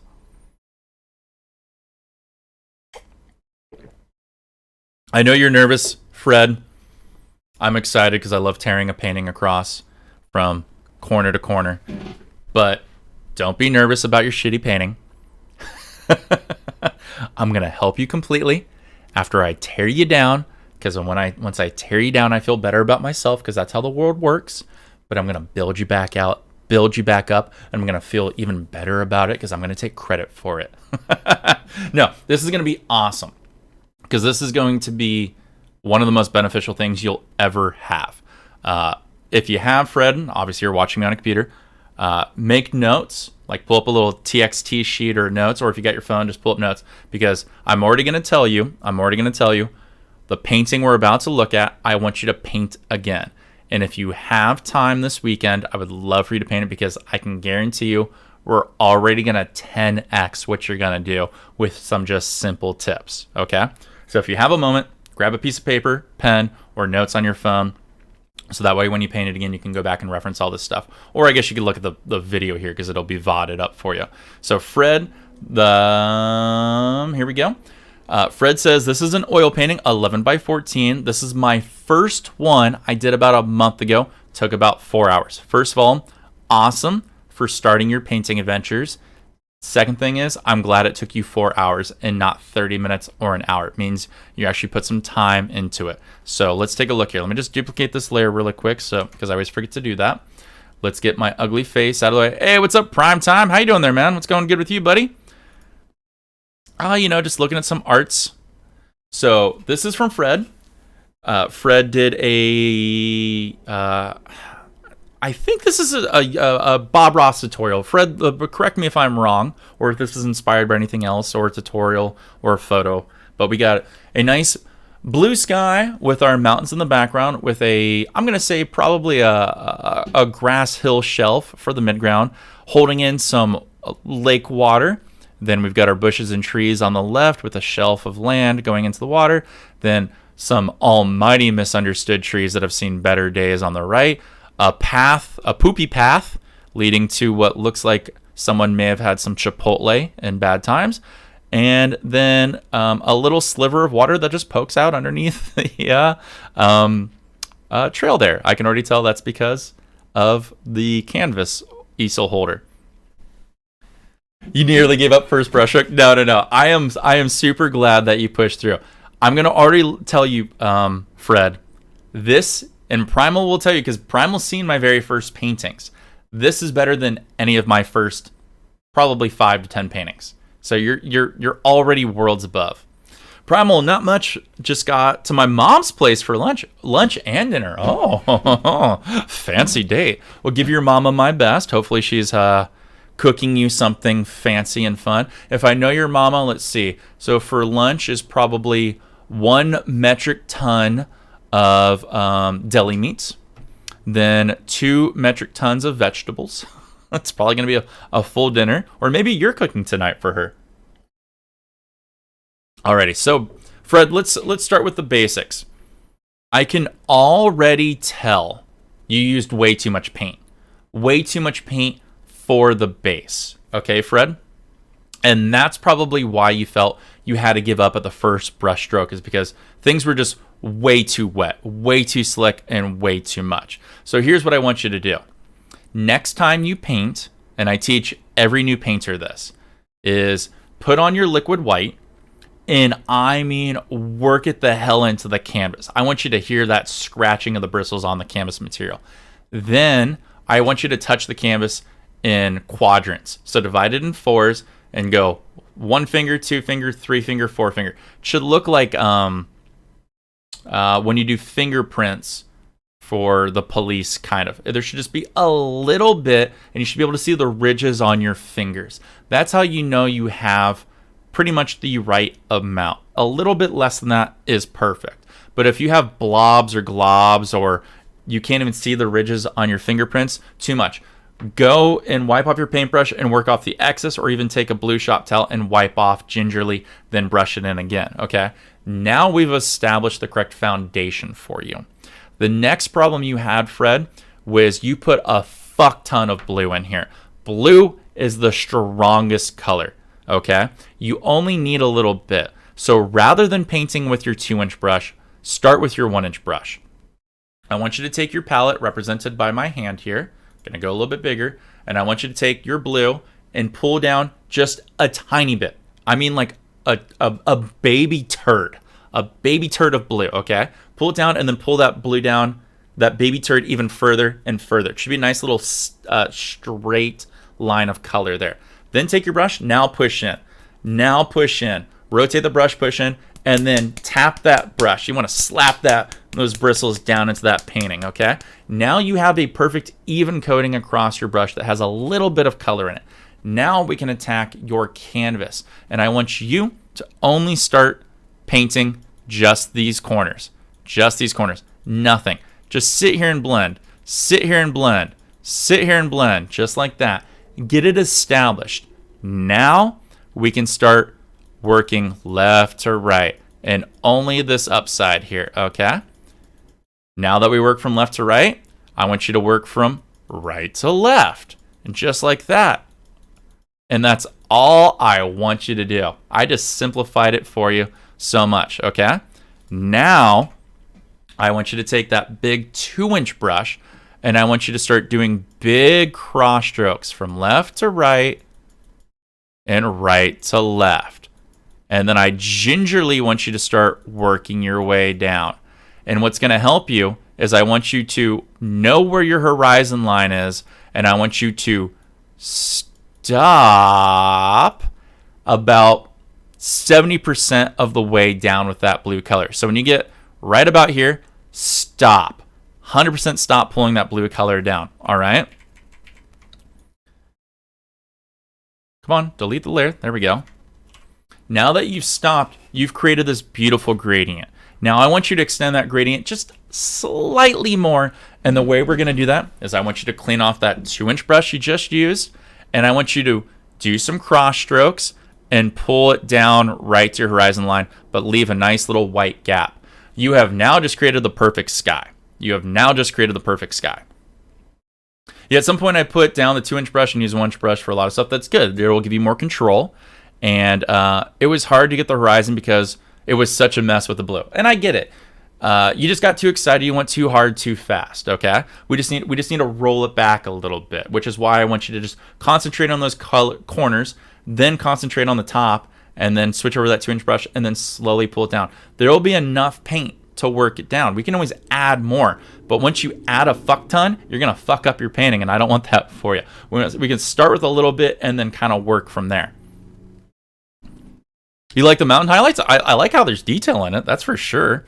Okay, so now that we've got the perfect sky, dude, adding clouds will be way, way simpler for you. Since there's less paint, things are going to fall off the paintbrush a lot more, which means you're going to see some clouds. Now, I'm not going to worry about you right now, Fred, making defined, beautiful, fluffy clouds. If we would just even get a fucking cloud out on the canvas that you're happy with, mission accomplished. And the way we're going to do that is I want you to take titanium white paint and add about 20% liquid white into it, maybe 10, just a little dollop. Mix it thoroughly, mix it dead, because I want that to be a little creamier.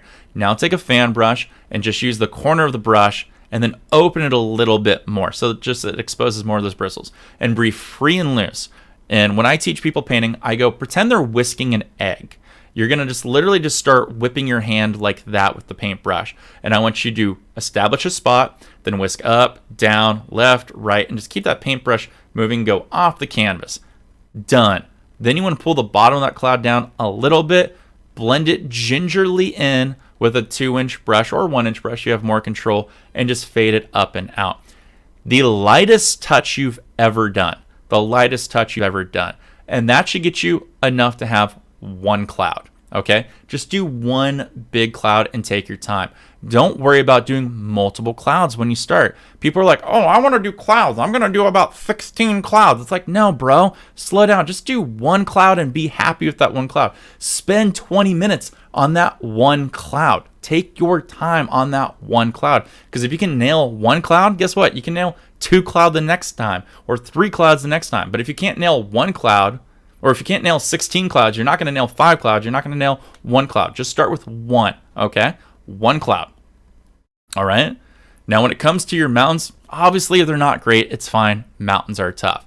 I really recommend watching that video, Fred, on how to paint mountains. And we're going to simplify this. I want you to paint 1 ridge, and then I want you to bring it down, and then I want you to paint 1 ridge. We're going to just do 2 mountains. Normally, I would teach you to do 3 because 3 is pleasing to the eye. But the reason we're eliminating 1 mountain is because you're on 11 by 14, so you already have a smaller size.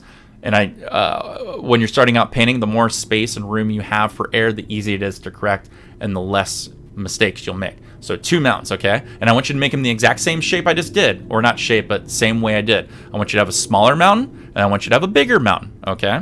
For shape, don't make them obviously little points, like add up, little bump. Well, that was a shitty ass mountain. Come up, added bump like that. Come up, add a bump like that, Then draw a divide line just like that, And remember to put your highlights on one side. If you're right-handed, put them on the right. And if you're left-handed, put them on the other side. But then don't forget to add your shadow sides. When it comes to doing mountains, after you've put in your gray color, Fred, go in and wipe away the gray color with the blue shop towel. It's going to expose the toothing. So when you bring your palette knife across, it's going to be able to grab. And that's all I'm going to teach for right now, because that'll help you a lot. We have a lot of steps we have to do that I want to get through on your painting that is going to help. But right there, that's going to fix your mount. The other thing that you didn't do, or didn't do well enough, it looks like you did it because I can see it a little bit here, is you didn't fade the bottom of your mountain up. So as you're fading and tapping this color out, one of the reasons Bob teaches that is, one, it adds the illusion of depth because you got this light diffusion base. That's the main reason. The second reason is it's removing paint from the bottom of the canvas, so when you add another layer, it sticks. And as you can see, you had trouble doing that because you had to add a butt ton of oil. And when you started adding a butt ton of oil, that's when things started getting away from you.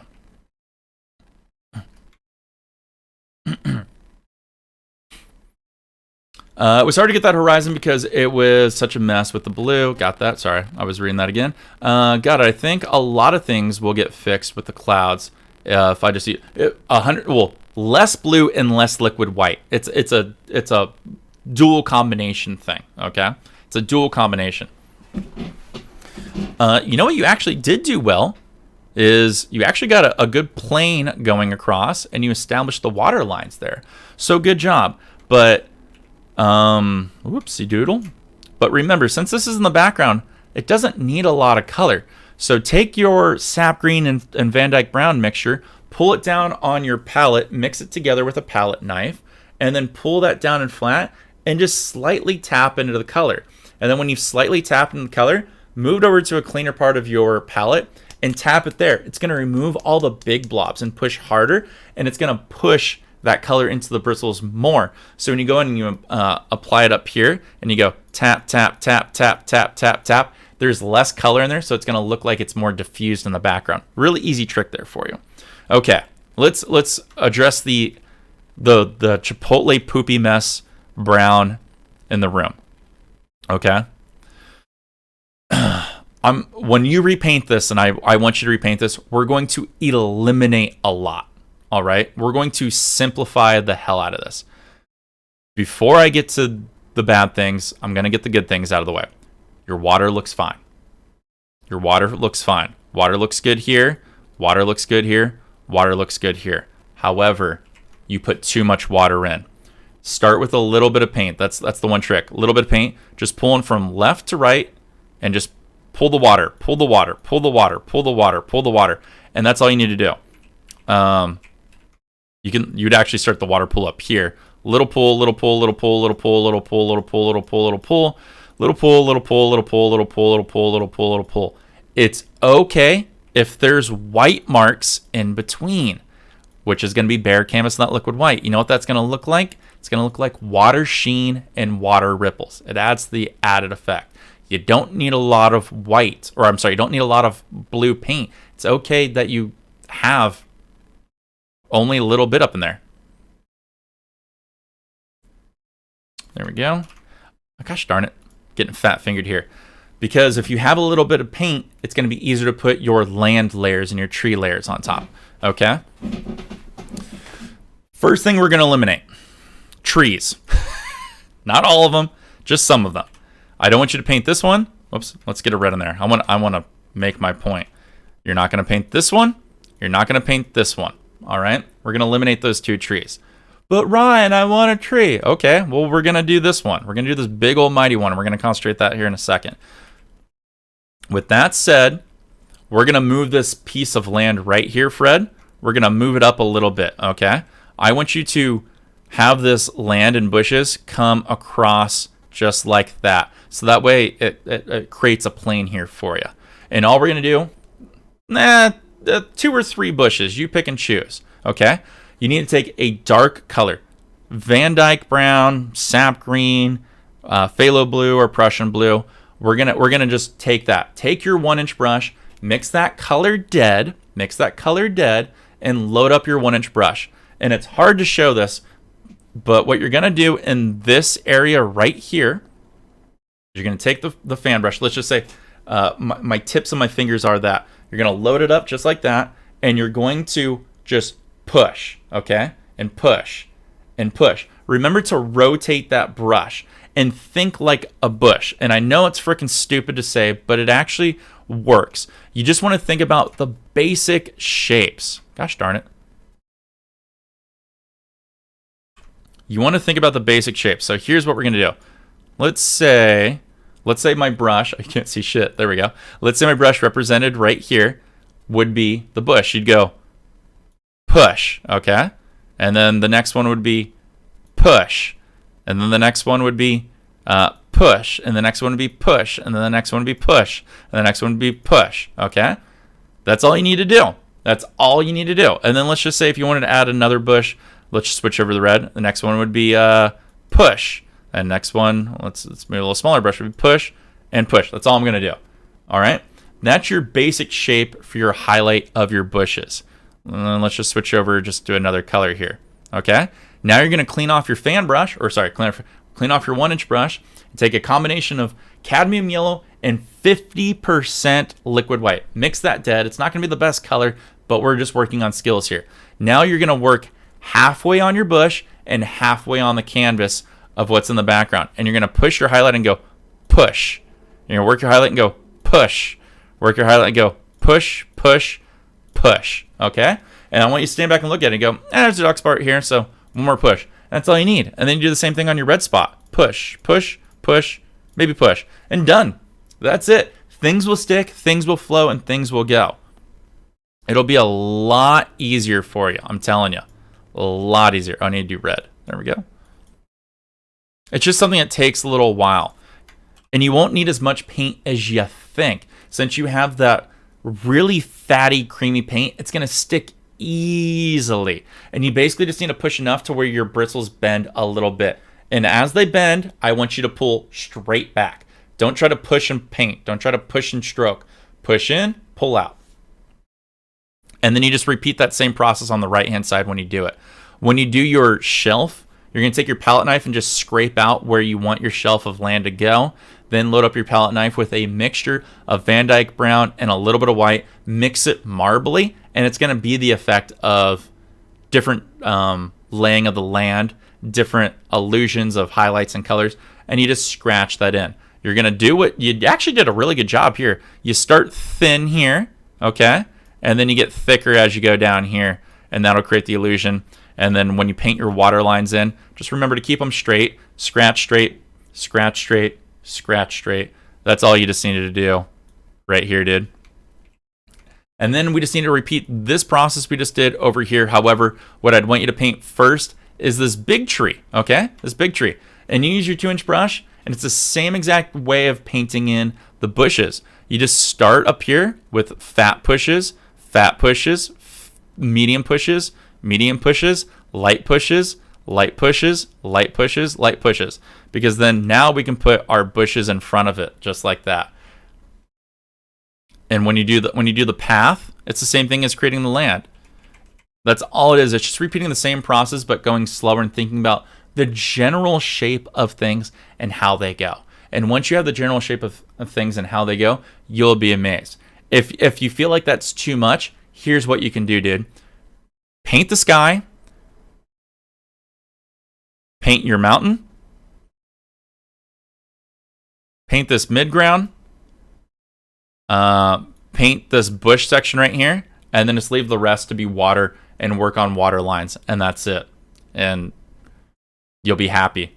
I guaranteed you'll be happy. Just starting with something that simple. Because you know what? Your mountains are actually pretty damn good for a beginner, dude.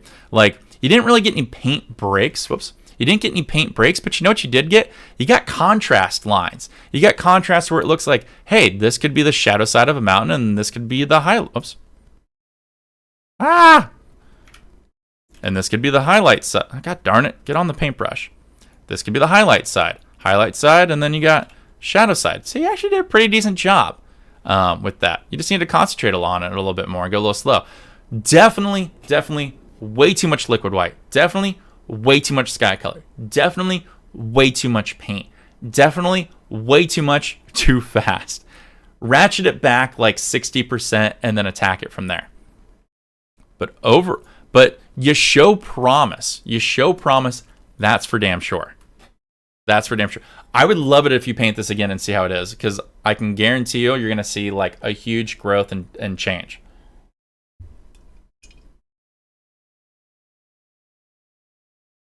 You could even almost, if you wanted to on that one, Fred, you could paint your sky, the one cloud, your mountain, and then make sure you fade out that mountain really good on the bottom. Create the illusion of depth. It's okay if there's white. That's going to make it look like light diffusion, light cascading, all that stuff. Then create that one plane of grassy hills, and then fade that down just a tiny bit. And then add some water lines below that, because you already put your water at the bottom there. And that's it. You could do that, and that would be even a great painting. You know? It would look fantastic. If you wanted to take it up on the next level, do exactly what I just said, but on the bottom part of your painting here, oh, I don't have it back up. On the bottom part of your painting, in the corners, just make some bushes, because that'll create a forced perspective to that painting, like we're looking through the bush line, and add some highlights there, and you're all good, dude. Use your non-dominant hand. Well, the good news is, painting you can pretty much do, at least wet on wet style, you don't really need a lot of detail, because it's your brain fills in a lot. When you get to like things like painting tree branches or slight bark details or rock formations or making swoopings of water, you don't need a lot of control, so you're okay for the time being. If you do find it difficult, then yes, I would do a lot less within a painting and work on general shapings, because you'll be able to easily do that with your non-dominant hand. You're gonna nail it, dude. You're gonna definitely nail it. You're getting close. I know when you repaint that, things are going to click, especially because you're going to be like, oh my God, dude. Just using the correct amount of liquid white and a little amount of blue, because blue will go far. You're going to be like, dude, this is way easier than last time. Oh, dude, doing one cloud compared to many, way easier than last time. Doing 2 mountains compared to how many mountains? Way easier than last time. Wiping off the center of my mountains and creating my paint breaks, way easier than last time. All right, I'm up to the land. Not so easy, but I can do it. Oh, I'm dropping it in. Oh, way easier than last time because I faded out. Everything's going to be way easier, and it's going to build confidence in you. But dude, it's very good for the first time. Very, very good for the first time. Some would even say immaculate. I'm sure it's going to be a night and day difference, dude. It's going to be beyond a night and day difference. You're going to look at your old painting. You're literally going to go, and that's in the trash. But don't throw away your first painting, dude. Hold on to it for a great long time. I still own my first painting because I'm proud of it. It looks like shit, but I love it. I like to have it as a reminder of how far I've come in my journey. All right, I got time for one more because Ryan has to go get breakfast, and Ryan's going to get tired soon. Or breakfast. I got to get food. I already had my little basic breakfast. So who's in chat that would like to have one? Oh, also, Fred, thank you for sharing. Thank you for sharing. I know that was tough because it's your first painting. You're not proud. It's okay. You did fantastic. You did way better than you thought. Thank you for sharing. I appreciate it. Thank you for having the courage to show everybody that. And I am super stoked in where you go on your journey, dude.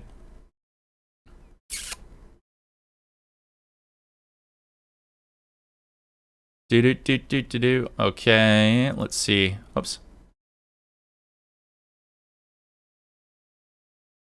I've got still from saved from last time. I got Jarno, Cosmo. Yeah, we have Ninja. Ninja, what did you send yours on? France, we have yours too. Where'd you guys send yours? I forget. Let's see what I got on here.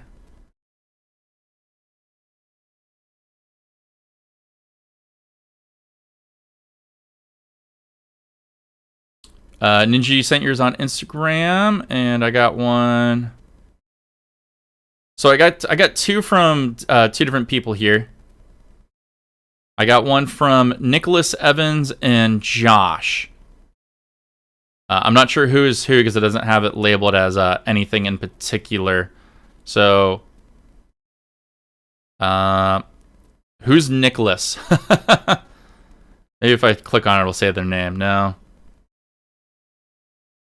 Yeah, I'm not going to stop. It took like a month for that painting to dry. Yes, it actually probably would take longer than a month. It's probably still wet technically on the inside, especially of like the thicker parts of your painting, like where the leaves, trees, and trunks are. So be very careful.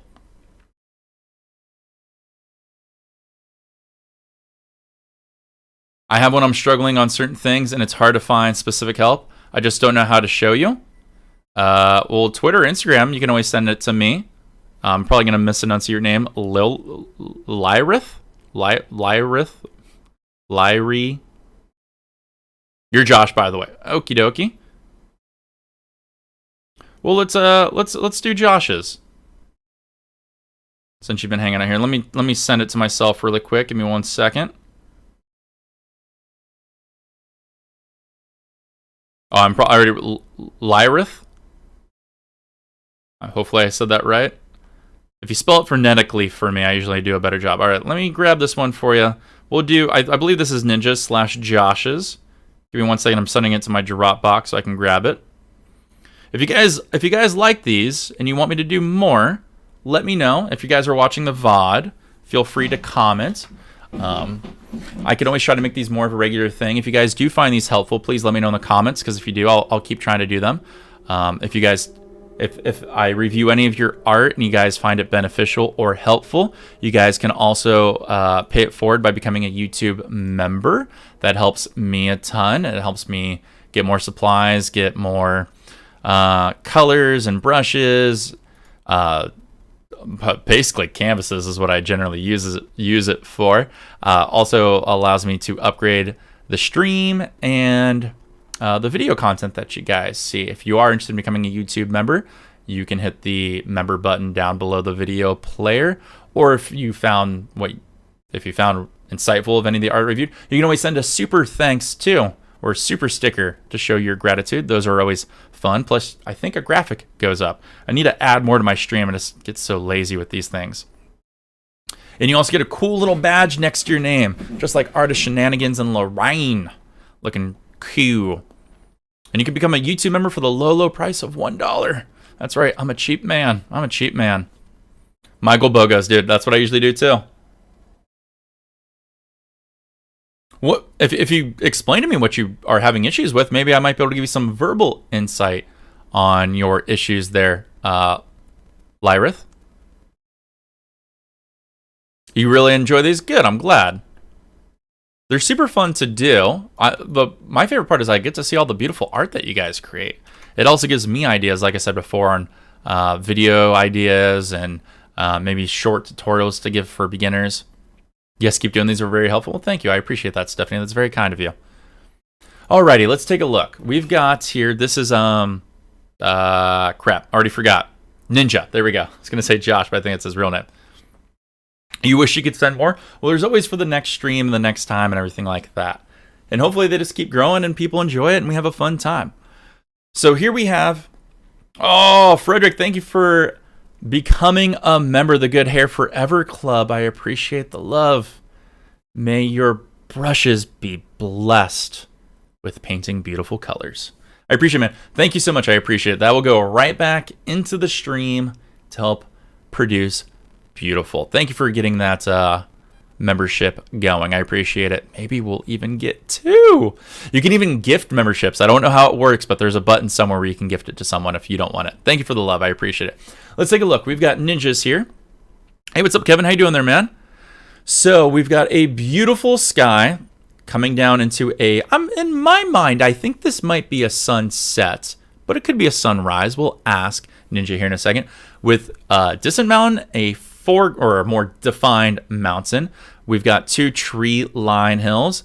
And then I'm assuming this is an unfinished painting or a work in progress, perhaps. Let us know, Ninja.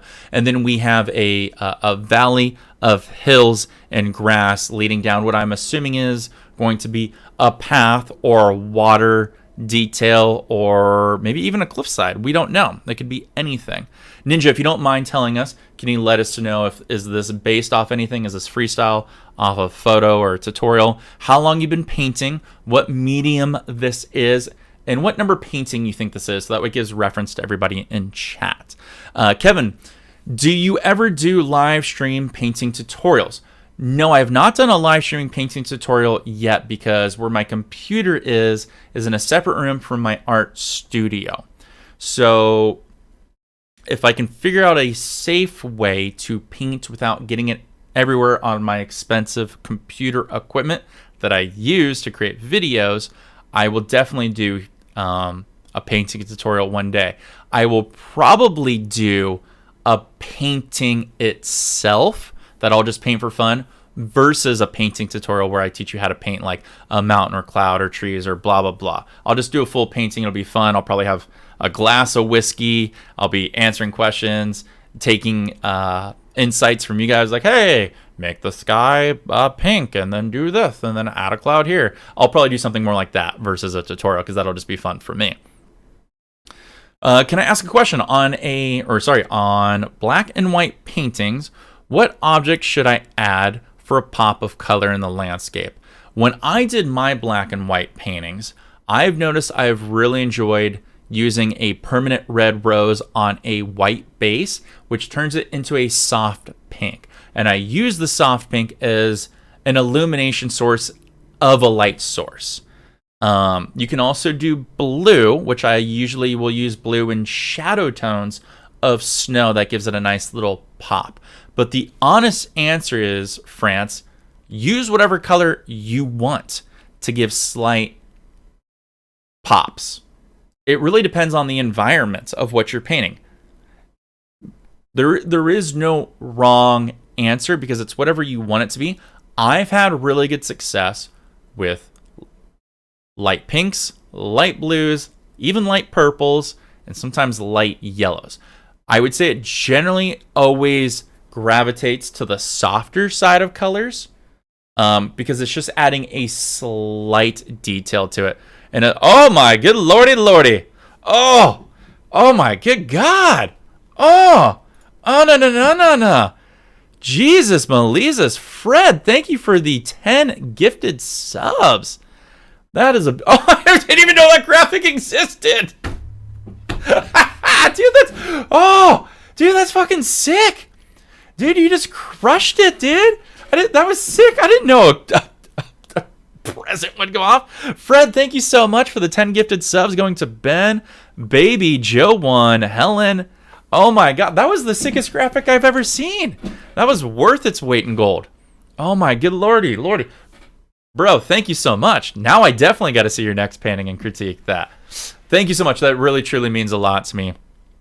I will share some awesome news within like a month with you guys. So thank you so much, Fred, because that gifting will go towards that. That was beautiful, man. Thank you. Truly my pleasure, your pleasure all around. Pleasure for non-times. Thank you so much. I love it, dude. But to answer your question, France, whatever color you want. Ninja says it's a work in progress. Plan on adding a creek with a stone and a massive tree extending from the top right to the bottom. Gotcha. Thank you. I was curious. It's an oil painting. Nick Hankins, Bob Ross, Dream Alive video. Oh, okay.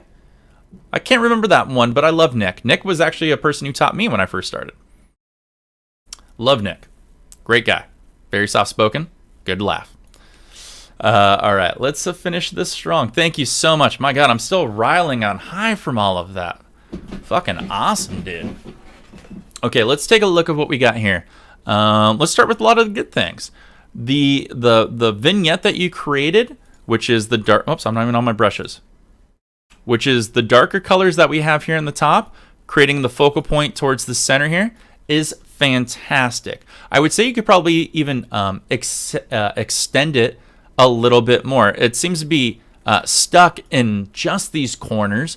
I would probably have brought it down a little bit more so that way the eye gets forced down a little bit more. Stephanie White has become a member. Thank you, Stephanie White, for accepting the gifted membership. You are awesome. Thank you, Fred. Again, I'm just gonna keep toting Fred. It also looks a little patchy. I'm not sure if you didn't add enough liquid white or liquid base, but in these parts that I'm highlighting here, it looks like it's a little patchy. It's a little hard to tell in a photograph, but you probably know. If it is a little bit patchy, that can mean one of two things, or three things technically.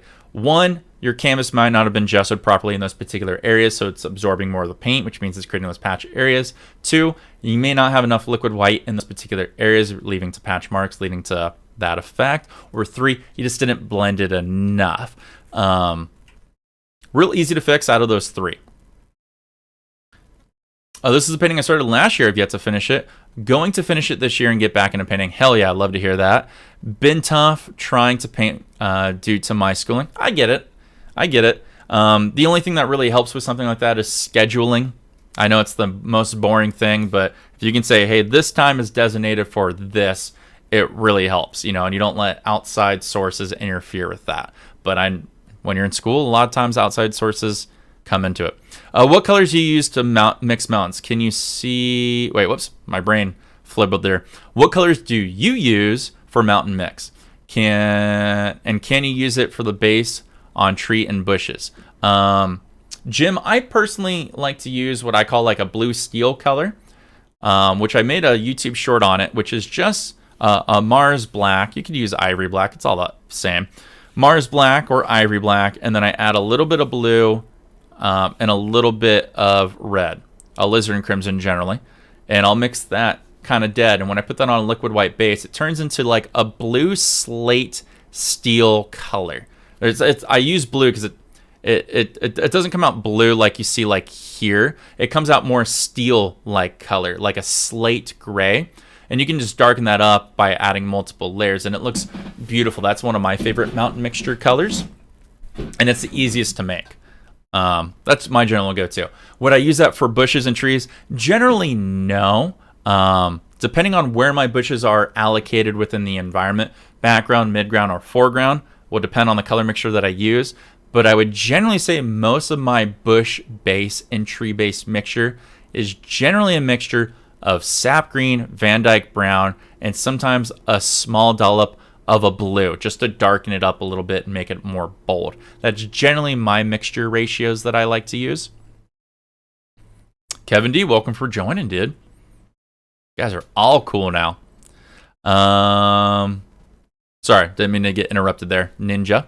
So that's all I have to say on the gradients. The gradients there themselves look like they have a little bit of mixture of the blue from up here being pulled down into your yellow and red, which signifies to me that I think that you probably painted, you may have painted your red and amber colors first and then blue, which is the proper way to do it so you don't cross-contaminate. But it looks like when you were blending, everything velvety smooth, you work from the bottom up, which is the right thing to do. But then it looks like you may have gone from, after that, from the top down, because it looks like you got some blue marks scratched in all around here. So it looks like you had some cross-contamination, which is something that you should be very careful of going forward. Blue is a bitch of a color, and it will take over everything extremely quickly. So just be aware of that. If you're going to blend blues or blend colors that are anywhere near blue, work with your lightest color first, and then work up and away from that, so that way you don't have any cross-contamination. I did the blue first. I paint my room, so I can't use paint thinner in there to clean brushes unless I want to get high. That's fine. So here's the way you'd want to do that. If you don't want to do paint thinners, you would paint yellow first, then red first, then blue, because that would work in the pecking order of colors. So paint your yellow, take a blue shop towel, pull the color off. It's clean enough. Now dip it in red, work in the red. Once that's done, pull the red off. Now go into your blue and work your blue. That would be the proper way of doing it, because blue will overtake everything quickly. All right, let's... your clouds look fine from what I can see. You got some like stray marks in some certain positions, but it's not bad. I think you could probably benefit from a little bit of just a little bit more defined tops, but that's just a personal preference and opinion. Don't take too much to it. Gives new meaning to happy little trees. Hell yeah, brother. Your mountains look fantastic. The The only thing is it looks like when you get close up into here, it looks like you just got some loose paint strokes that kind of just scattered away from you in these particular areas. I like using an angled shader if you have one. If not, turn a fan brush on its side and use that as an edging tool. That'll really, really help. You did a great job of pulling these colors down to have defined shapes as they fade out and across. You even got the illusion of white. You probably could have pulled this illusion of white up in a little bit more to create it more in the background, but fan-freaking-tastic. This mountain you have over here is phenomenal, dude. You did a great job pulling these up and across, just like that, and I love the defined edge line you have here. You did an amazing, amazing job. I think you did fantastic. I almost have no critiques. I think the only critique I do is I would have wiped off a little bit more of the innards of your mountain, so that way you would have had an easier time breaking the paint down and across. You got a little thick on certain parts here, but overall you did a fantastic job. Great job leaving gaps of the undertone of gray so it pokes through, so it looks like there's detail. The only critique I think I would have is I would add, personally, I'm going to zoom out here a little bit. We know our light source is, well, we know it's on our right because of the established highlight here. So we know our sun is somewhere over yonder, and it's kicking over yonder way. So what I would do personally is just to give this a little bit of an added effect of this part, this part, this part, this part, this part, and this part. I would add a darker slate blue just to it because light is having a harder time getting over and cascading in this direction. So when it hits these particular parts, it's going to be more defined. And that's just going to make your mountain pop a little bit more. It's a small critique, but when you do it, you'll see the added effect that it has, especially on this mountain here. It'll just give it just that little bit extra of definedness, definability, whatever made-up word you want to go with. That's going to make it stand out and look fantastic, okay? But the rest of it looks really, really good. Your tree line here is phenomenal. It looks like it fades off in a circular pattern. Whoops, like a crescent pattern. I probably personally would have brought it down, up, and then fade, brought it down, up, and then fade. It looks like it cuts off right here a little bit too suddenly. Just think about how things will just fade off and across, okay, for the next time when you do it. And try to keep it straight if you can. You did a fairly decent job. You got some that are kind of like slanted. Same here on this foreground side. Very, very good. The only difference I would have between this one and this one is I would probably add just a tiny bit of white flicks with your fan brush. Push in and flick up. Push in, flick up. Push in, flick up. That'll make it look like light is peeking behind some of these little trunk parts, which will add for a really cool effect. Other than that, dude, you got great plane here. And you got a great plane. You got great separation going on. The tree lines for me are a bitch to do because I can never get fine lines like Bobby Boy. That's just practice. It's just practice. Generally what I do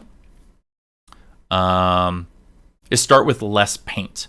Start with less paint. You can always go back and add more defined lines, which would be more paint on top of your tree line. So start with a little paint and go crash, slice, slice, slice, slice, slice, slice, slice. Stand back and look at it, and you can take your 2-inch brush and fold up and go, it needs a little bit more. Slice, slice, slice, slice. Pull up and go, that works. Maybe one more. Slice, slice. And that's how I kind of do it, you know? But that's just my personal way of doing it because it gives me a little bit more control. Planes work well. Everything looks great. I can't really critique this side here yet because I don't know what's going to go on and how you're going to shape everything. And I do believe you said your giant tree will go here and block up a lot of the stuff, which if it goes all the way here and through this side of the painting, forget what I said about continuing the line over it. If it's going to be blocked, it's going to be blocked, and that's perfectly fine because less paint makes things easier to stick. Your trees look pretty damn good for the most part. I think it could probably benefit from having some, oops, where's my brush? Having a little bit of highlight on the trees just on the right hand side so that makes them stand out a little bit. And then I would probably just darken this layer up a little bit so it creates a separational point.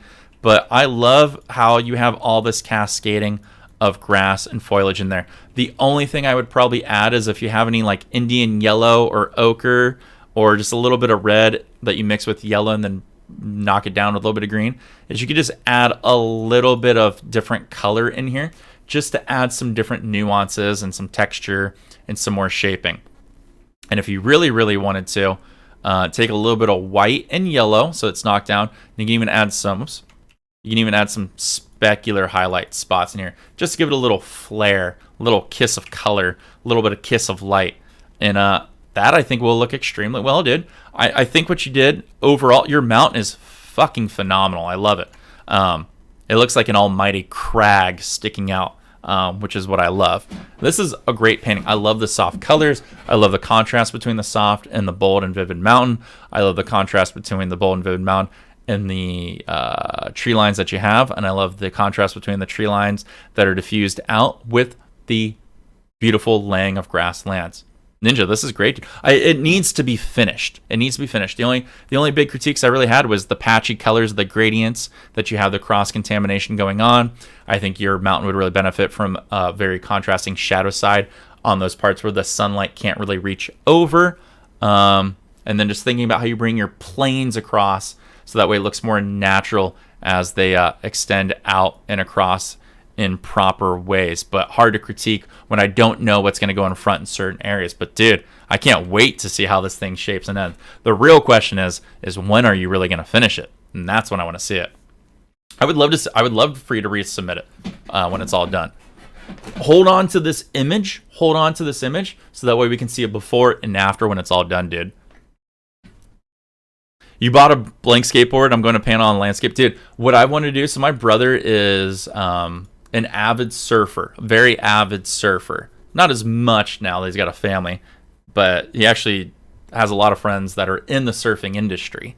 And I've always wanted to buy a blank surfboard, and then I'd have to gesso the inside because of the it's not styrofoam, but the foam core, the foamage core that it's made out of. I'd have to gesso that. I've always wanted to paint a landscape in that and then get it. It's not epoxied, whatever resin coating they put on top of it that would be UV coated so it wouldn't turn yellow, and then paint that and then give that to him as a present. But dude, that'd be like a 7-foot board. I've never done a painting that big. Biggest painting I've ever done is 4 foot, 5 foot, I think. Never done 7 feet. It'd be intense, but I've always wanted to do that, so I feel you there. Skateboards are cool. My friend Kalani Art, who does, I should have her on the channel one of these days. She'd be nice to do a video with. She does beautiful acrylic landscape paintings. They're always simplistic. They're generally like 75% sky with aurora borealises, and then she uses opalescent powders within her aurora borealises and her cascading of colors to get this beautiful glow. And then like the bottom 1/8 to 1/10 that are just like these really cute mountains and grassy hills.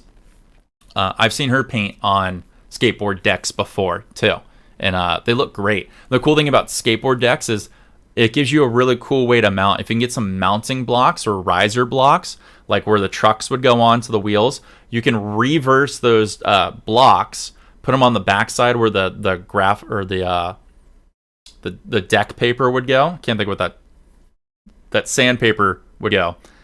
The grip paper would go. Put those blocks on that side, get 2 risers. It's going to stick out about an inch and a half. Then you can drill through those risers through the deck as long as you get some washers on the side, and you can mount that to your wall and it sticks off the wall and it looks awesome mounted on a wall. And then if you really want to take it the extra mile, dude, is go buy some cheap RGB lights that are battery powered, wrap it around the inside of those risers on the inside of the deck of the board, and then you have a nice little illumination for when you want to show it off when neighbors come off and stuff. It's a cool little, maybe I'll do a tutorial on that. It's a cool thing, dude. But get those risers because then they'll stick off the wall. It'll look like your artwork's hanging and floating. I'll do it one of these days. My brother loves the ocean, so I would think about painting, obviously, an ocean scene.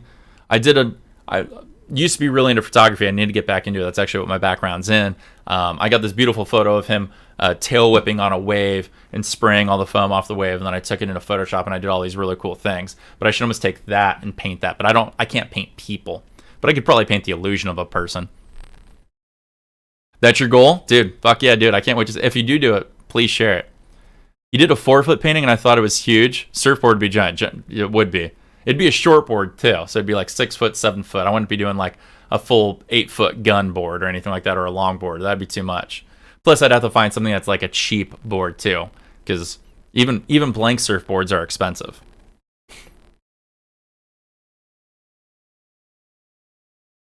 You have one of your late brother's boards as a shelf and it rocks it. That's awesome. I never even thought about making them into shelves. That's a cool little idea, though. I like it. I like it. See how many cool ideas we get off each other? Paintboarding surfboard, or paintboarding, painting surfboards, painting skate decks, turning skate decks into shelves. Who knows what we're going to come up next with on this channel? I actually have this.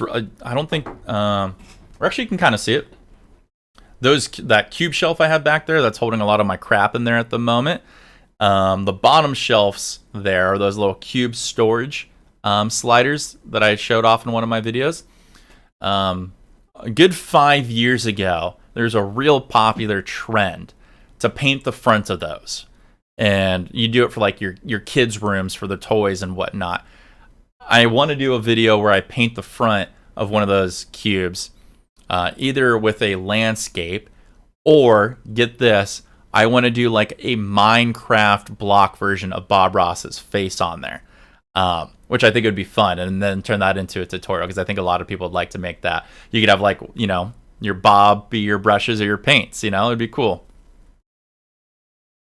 You should paint your wheelchair? Dude, that'd be awesome. I don't know what you could paint. I guess you could probably get some outer discs for the wheels instead of spokes, and then paint that. That'd be pretty freaking cool. Or let's see. My friend Anna was in a wheelchair. I'm trying to think or the undersides of the armrest. You know how maybe you need the blank space, but if you could undermount something within the space from where the support rods are from the armrest down to the chair, there's blank space there. Maybe you could mount something in there. Or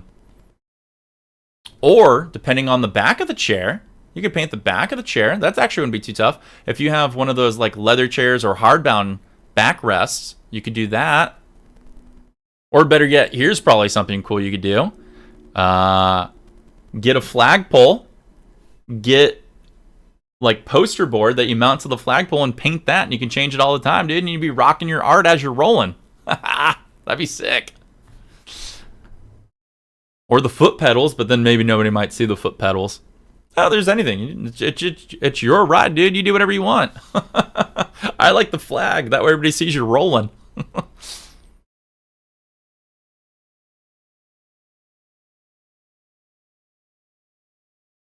Also, I submitted 3 other paintings on your Instagram. If you could just rate 1 to 10 to see where I'm at. Yeah, well, I mean, I don't get rid of any of the messages. So the next time I do one of these, if you guys enjoy this and you want me to do this next week, or the week after that, perhaps I'll see how my work week is. I'll be more than happy to do these. I like doing them. I need to start eating entirely before them. But if you guys are really enjoying this and you want me to continue, I'll do my best. I'll do my best to keep up with it. I really enjoy it. If you guys are interested in me doing a live painting tutorial or a live painting adventure or just painting and having fun, you could see my approach to things or ask me questions. I'll be more than happy to do it. I just got to figure out how I can set that up here where I won't get paint everywhere, especially on the ground. I don't really care about my carpet because it's junk carpet, but getting it on like my desks and microphones, keyboards, computers, background equipment, that's all stuff I do use. So I got to figure out how to protect all that stuff, because I don't think a lot of you realize when I paint, I'm a very vigorous painter.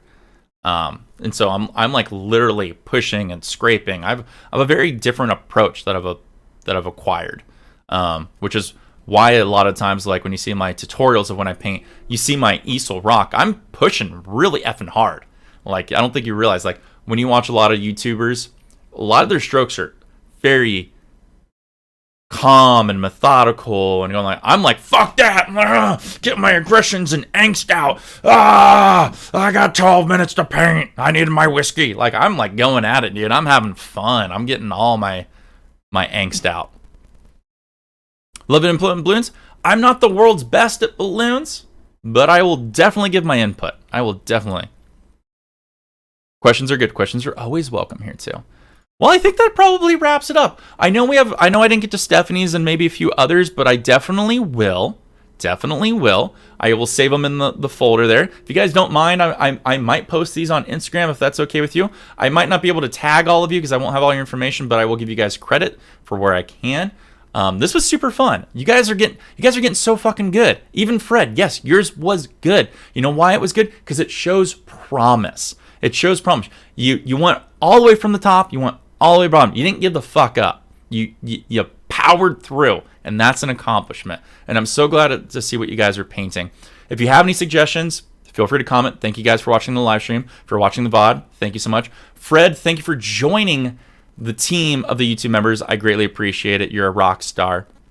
If you guys haven't had a chance, please hit the subscribe button for joining the channel here. You can follow me on my Instagram and Twitter. If you guys submitted in your artwork, yeah, be a bro, be a dudette, and hit that subscribe button and follow button on that side. It really helps me grow. And I got a really cool video coming up next week that I think you guys are going to like for all the beautiful art that you're creating, so stay tuned for that. But I'm going to go enjoy the rest of my day. If you guys paint something awesome. If you guys go out and enjoy the fun weather, it's a warm day here. Might actually go to the pool. And I will see you guys all later. Thanks for tuning in. Take care. Have fun. And I'll see you guys all later. Oh, yeah. Peace. I'm hungry. I'm tired. I'm going to go eat. Later, guys.